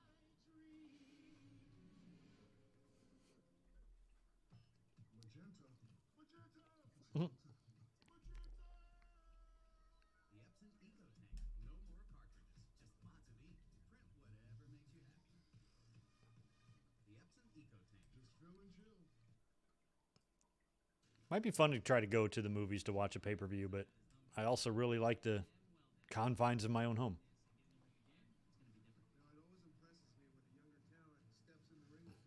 I would do it maybe if I didn't have the YouTube channel, but I feel like I got to be home. I don't even remember what it's like to watch a pay-per-view and not make notes. I have not watched a pay-per-view and not made notes in 12 years. I don't remember.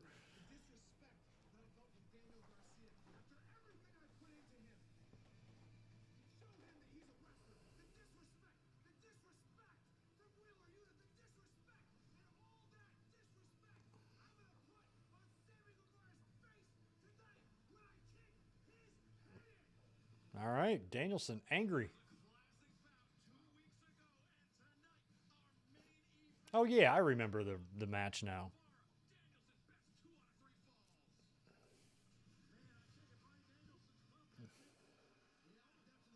Hater's going to hate. That's right, we got to get Jamie Hayter and Sky Blue done. Mariah Carey is coming for us soon? Why is she coming? Oh, yeah, holidays. That's right. We're going to be hearing a lot of Mariah Carey.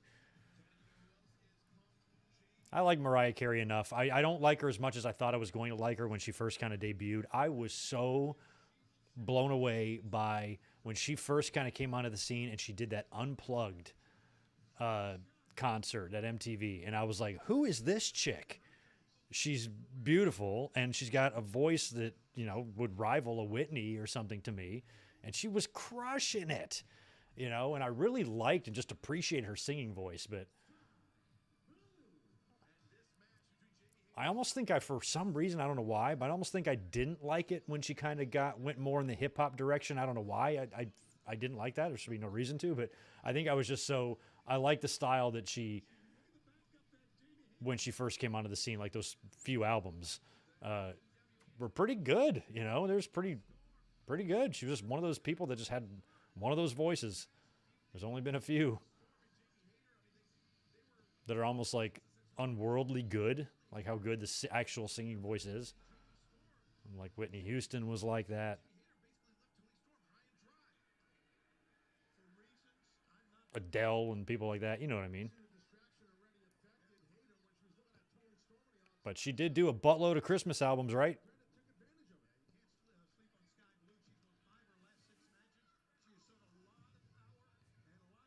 I mean, I'm hoping that Jamie Hayter completely murders Little Sky here, because Hayter is good. She's strong. Fans like her. Ooh, it's a good post bump. And this is the only women's match we're getting tonight, correct? And this, I would assume, is not going to go very long. This is probably just going to go a couple of minutes here. We did have the Soraya Baker deal. And we had a quick interview from Jade Cargill. Oof. She's strong as hell, too, Hayter. Pitcher and pitcher. All right, so it's going to be not as quick a match as we thought.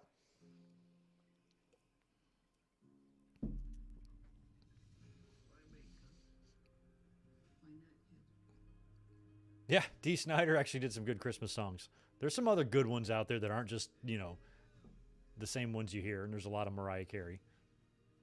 But Mariah Carey, her voice is universal, and it's timeless. So I think those songs that she did will live forever in terms of holiday music and stuff. You're always going to hear that stuff. This could be an authentic Detroit-style deep dish pizza from Little Caesars. It certainly has the thickness. Yes, I think my issue with Mariah as a selfish person was that even though she went on to great things, I just wish she never changed. Because it seems like she changed a lot. Like, I liked her right at first. I liked her look. I liked her music style. Was blown away by her voice. And I'm saying this as an adult. As a kid, of course, I didn't listen to Mariah Carey. I was much cooler than that. But as an adult now, looking back, I much appreciated. I can understand it a lot more. So I thought she had a great voice, and I didn't really like her change.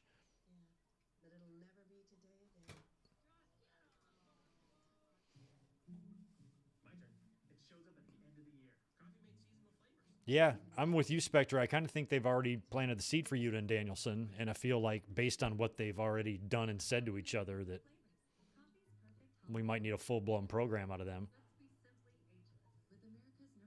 And that would be great, but that's going to be also a repeat of a lot of what Danielson is doing. I'm all for him working with guys like Garcia and Yuta and Orange Cassidy or any other younger or maybe not younger, but less established stars to help get them over, to take his value to help, build the future of AEW since he is at the tail end of his career right now. I get all of that, and I want him to do as much of that as possible, but he still has to do a fair amount of shit too and a fair amount of winning because he is a major star, I believe, and he still has a little bit of mileage left to where I think putting the world title on him should not be out of the question. So I think he should do a fair amount of helping build the future, but also, use his name and get him, and give him some runs too, because he can put over everybody he wants now, but it is much more big deal when you're champion and you can drop that belt to somebody. So that would be kind of cool, like what we saw with CM Punk and MJF. Imagine that Scrumgate never happened and CM Punk never got injured. I think the plan was for MJF to take the belt off of CM Punk, right? Because CM Punk had previously beat him and, in their feud. I know MJF had beat Punk, but Punk kind of won that program in the end. So to have Punk wind up losing the title to MJF would be a great full circle type of thing. So I think you could do the same thing with Danielson with the people he's working with now, like Wheeler Yuta or Garcia. You have a program, Danielson wins at least 2 out of the 3 matches they have together and comes out of the angle and the program as the winner, and then goes on to win the championship and then drops the belt to that same guy. Would be fun. I like when that happens.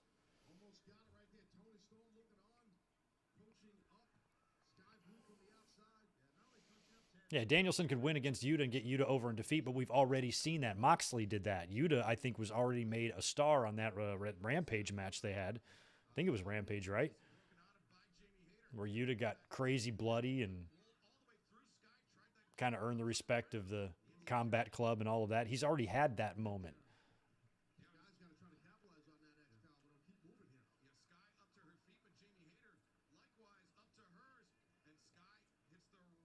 Like at the time, oh, wow, that's pretty good. I remember at the time thinking that was a kind of a career-defining win for him, or a career-defining match, for him. And doing it again would just be to do it again. I think you can move on with him now.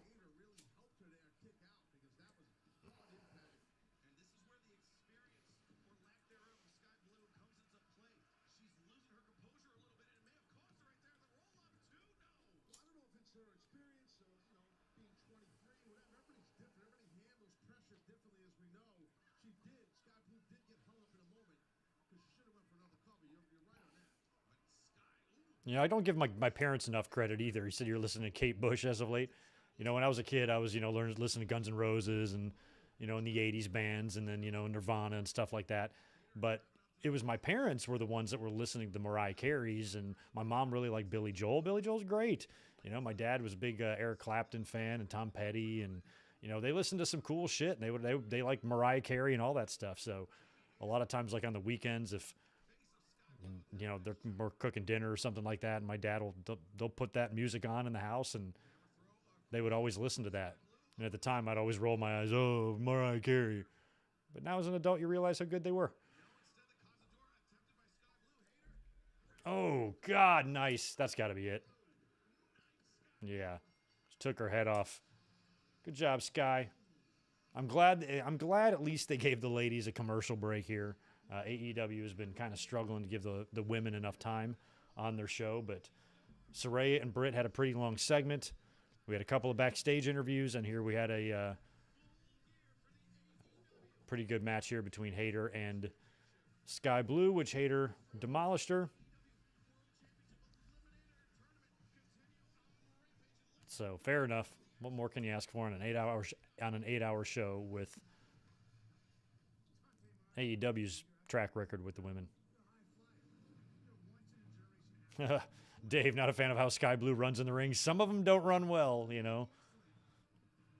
Not everybody is super smooth on those ropes. I'm kind of a stickler for that too. I feel like if you can't do the most basic of things, you shouldn't be in there.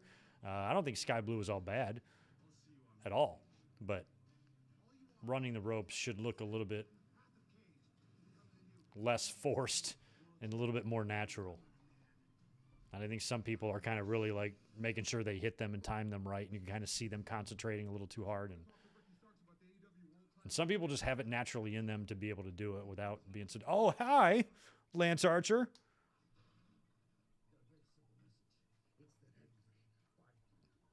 So how have you been? Hey, we need help. We need help. Help. Did he just laugh as he walked away? Was that a pre-tape? That didn't look live.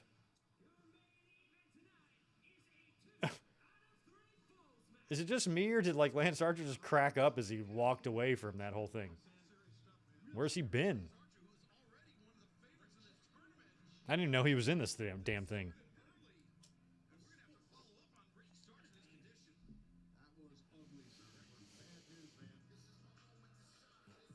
Yeah, I'm going with MJF as well at Full Gear. I feel like you have to. I feel like that was probably the plan all along. If you can turn back time and take away Scrumgate and take away the CM Punk injury, I feel like that's the direction they're going in. I feel like in 2014, when Daniel Bryan won at WrestleMania 30, I think the plan was for Brock Lesnar to take it off him at SummerSlam. And when Bryan had to forfeit the title, all they did was put the belt on Cena as a placeholder to pass it to Brock. I think Jon Moxley is doing the same thing to pass the belt to MJF.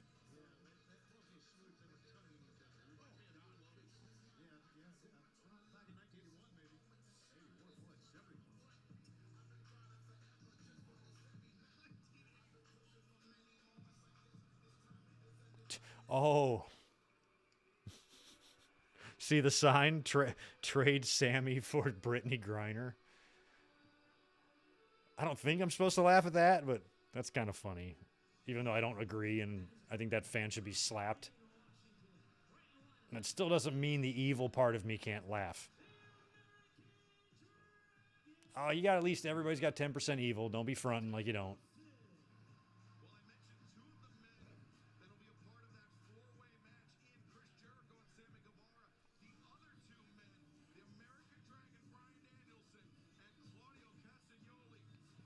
I like that dragon sign. That's cool. They put time into that.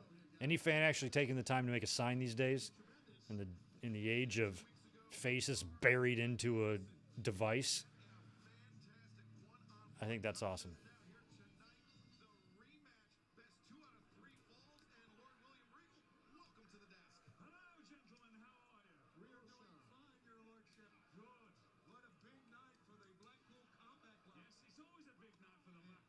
Yes, 24-hour party.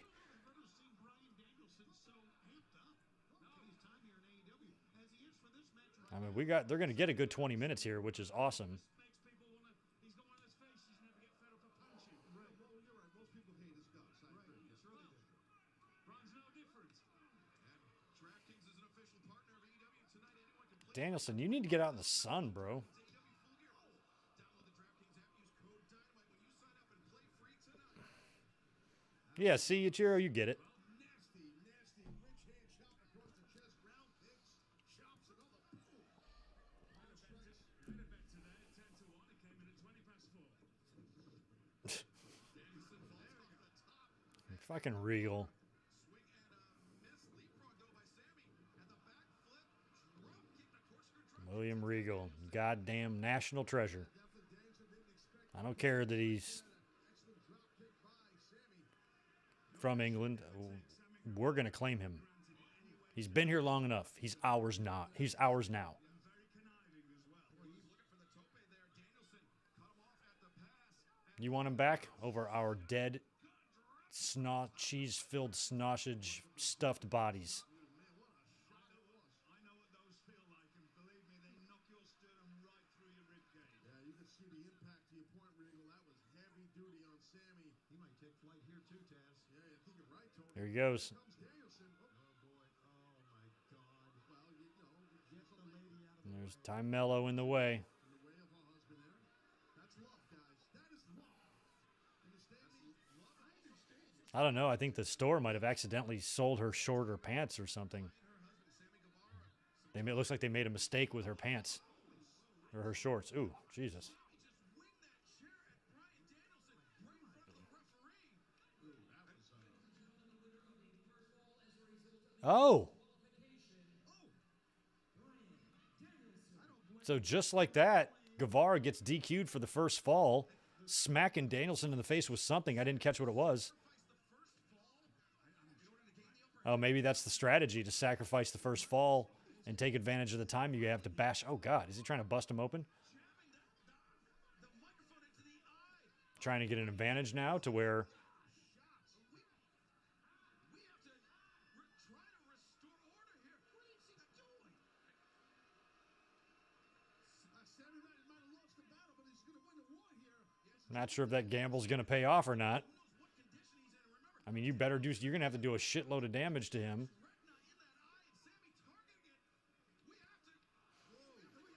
Fuck you, Sammy. So we'll see if Sammy winds up pulling this off. Now having to win 2 in a row over Danielson.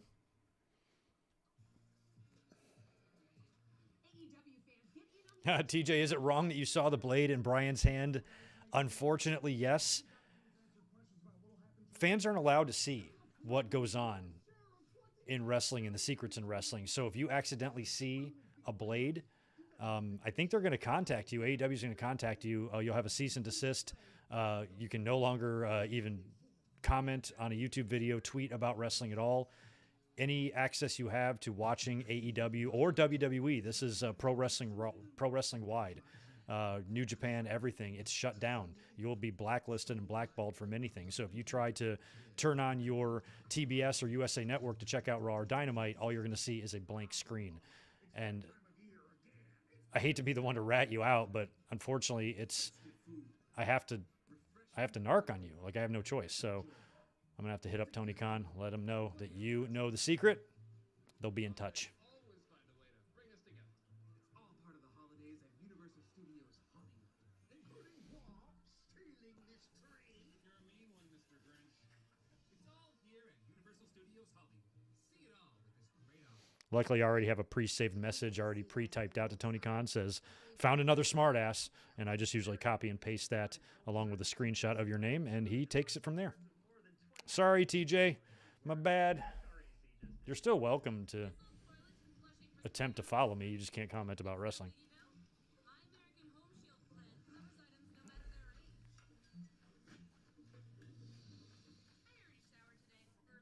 Doesn't apply to boxing. You're welcome to give that a shot. It's not as good, but it's 2 guys in a ring. It's as close as you're going to get.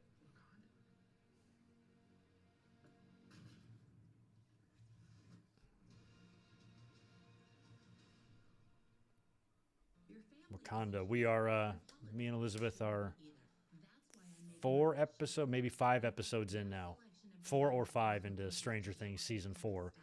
And I have to say, I don't like it so far. It's too much bad news. It's bumming me the fuck out. I knew Hopper was alive, but fucking every episode so far, everybody is just in a world of shit. Everybody's just getting shit on or beaten up or fucked with or imprisoned. And it's like, it better turn around. I know somebody's going to die. I know that.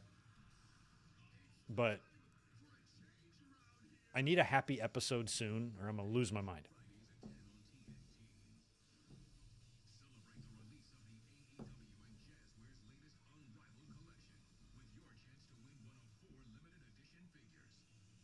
Oh, yeah, dressed up as a Los Conquistador. Which one, though? Because number 2 is also banned, so he has to make sure he's Conquistador number 1. There's Danielson. That microphone came nowhere near Danielson's face.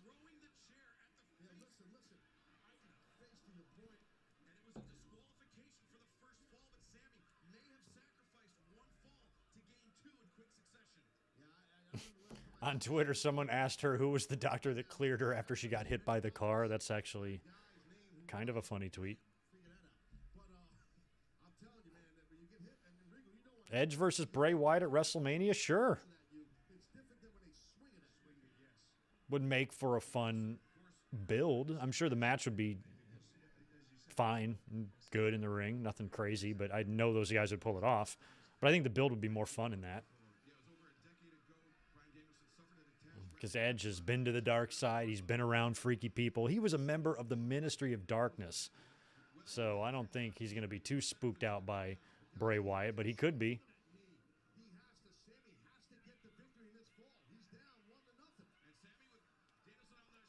Oh, nice GTFH or whatever. Beat him just like that. Smart strategy, I guess. Now he finds himself in a situation where he just has to win. 1-1.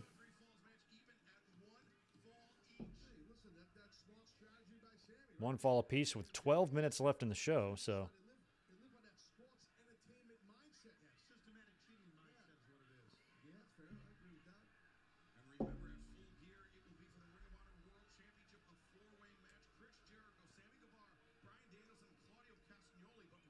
I like Mello talking shit to him. Oh, Danielson. Getting rocked.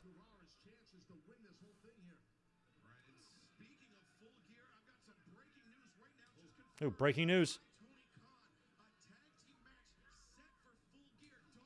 Darby and Sting against Jay Lethal and Jeff Jarrett. Really? I'd rather have that on Dynamite or in Rampage, to be honest with you. That's a match I don't need. But it will give Jarrett a pay-per-view match in yet another Ooh. Is Guevara laughing at himself?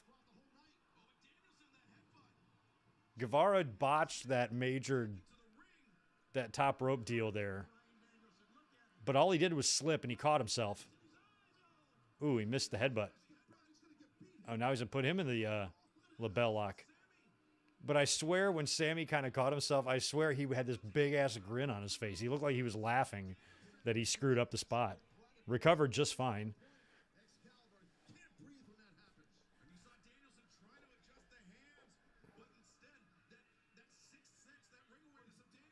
Yeah, it does put Sting and Jarrett back in the ring again, who have had a lot of history in WCW and TNA, and then they would carry it over here. So that would be 3 promotions that their feud carried over without ever once touching WWE, and that's pretty interesting. So I guess I can live with it or whatever, but I also think it's something you could do on TV.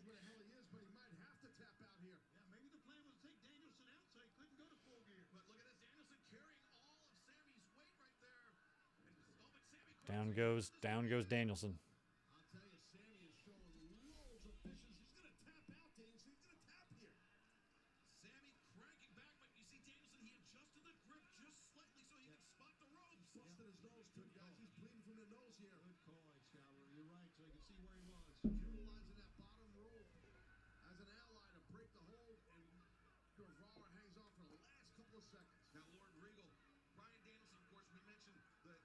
detached retina years ago, the blood over the left eye, but now a potentially broken nose. This is not looking good for the American Dragon. Not in the slightest, no.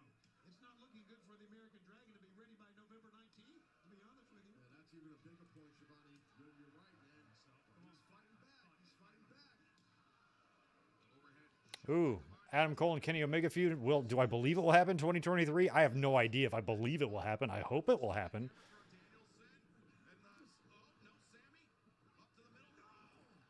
In order for me to believe it, I would have to have some sort of reason to believe it. And I don't know. It just depends. But I think if both guys are back in the company healthy and there's no injuries or anything else keeping them off TV and they're both there on the roster full time, I don't know how you don't do that. That's kind of what we thought Adam Cole would be doing as soon as he got there. That some sort of showdown with Kenny would happen. Is John Cena's dad at Dynamite? I think I just saw a photo of him there. A photo? Or do you see him there? I wouldn't doubt it. He lives in Boston, right? John Cena's dad has every right to go to Dynamite. If WWE doesn't like it, then go fuck off. If they were mad about that, if I was John Cena, I would be like, okay, I know you're not telling me that I know you're not saying to me that you're going to say my dad can't do whatever the fuck he wants. Yeah. If you guys ever want me back in your ring again, you will never bring this shit up again. Shut up. My dad could get in the ring on Dynamite if he wanted to, and you guys can't say shit. So yeah, I hope he is there. I hope he gives an F5 to somebody, or an AA to somebody. We know you love a challenge. We didn't expect this. You were expected. Wouldn't be a challenge. So, Mom, Dad, what do you think? John Cena's dad probably has met a good portion of AEW's roster. You know he knows Moxley and Danielson and all those guys. We really not know. You can't see Cena's dad either. I didn't know he had the power. I didn't know Cena had the power to not, or Cena's dad had the power to not be seen.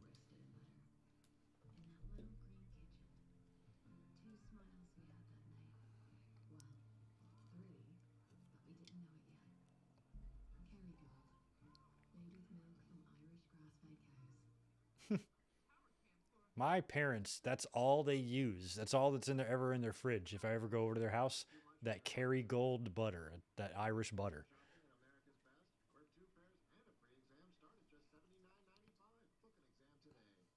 Beauty isn't just what we put on, it's what we put out into the world.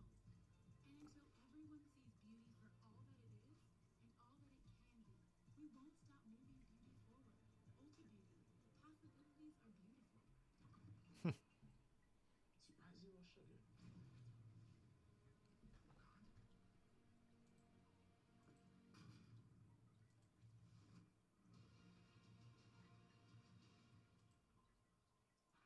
All right, we're back. Ty's talking shit to the... Oh, see ya. You're out. It's okay. You got to fix your pants because your pockets are hanging out. They must have made a mistake at the store.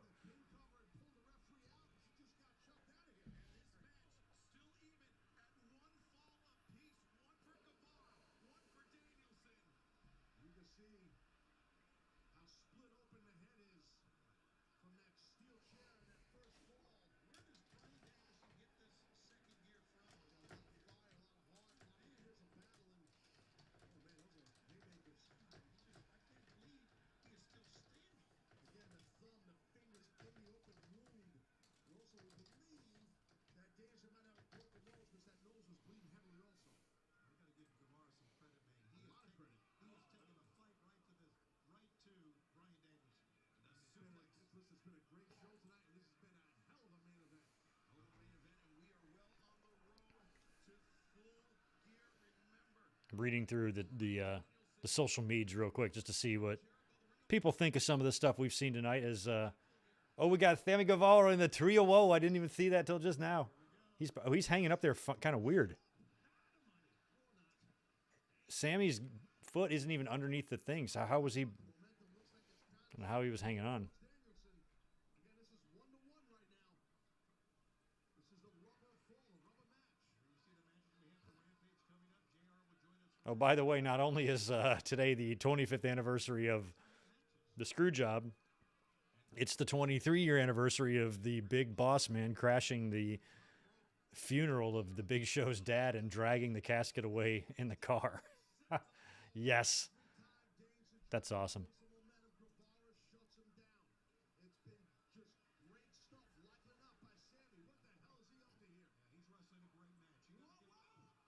Wow.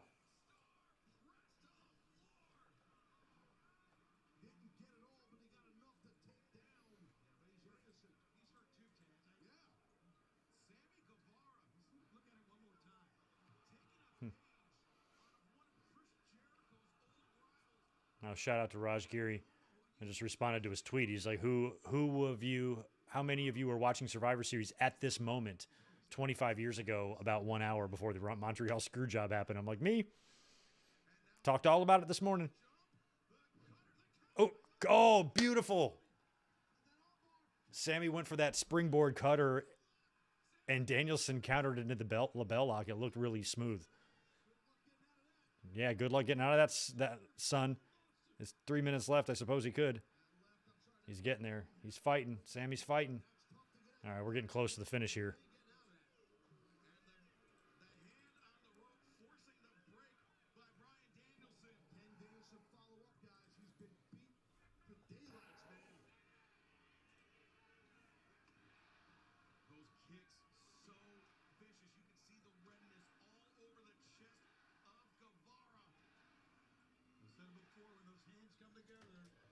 Oh.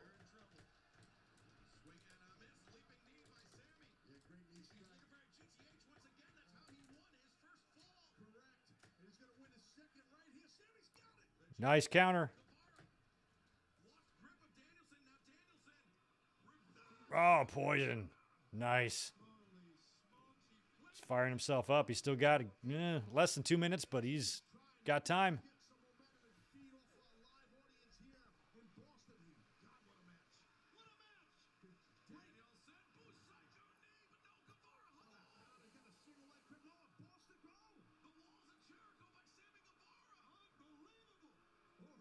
Walls. Oh, yeah, there's Boston. I'm about to say, it's not the Walls. It's the Boston Crab, baby.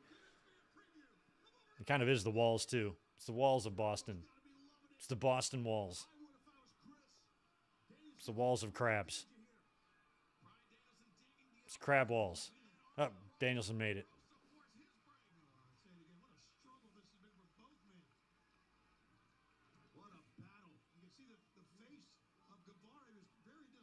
Think about all the people who live in Boston, who also have crabs. That's kind of funny.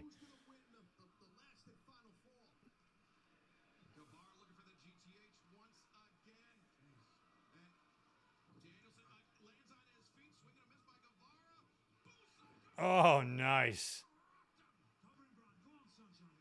Come on, Sunshine. He nailed him with the running knees there, but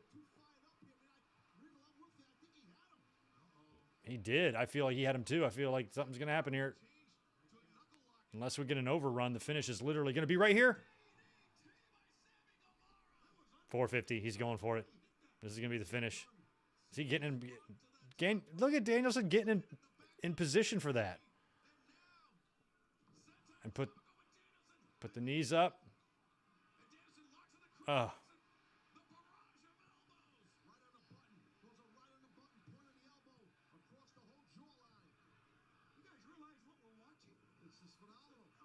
And there it is. That's got to be it. Sammy is not getting out of that. Now he's trying. I mean, we're top of the hour here. This has got to be the finish unless we get an overrun. He's got to be tapping.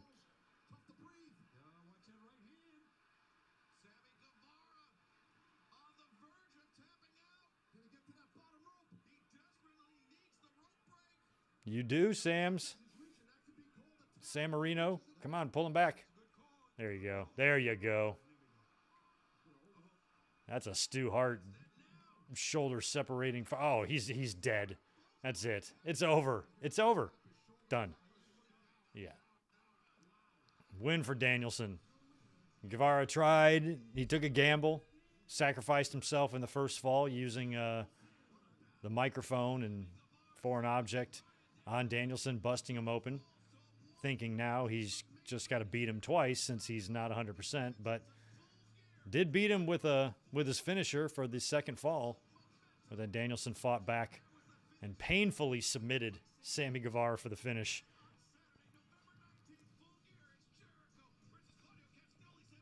Jesus, do you see that shit on Danielson's head? Oh my God. Lordy. Oh, Danielson, man. Good main event there. Well, all right, pretty good match there.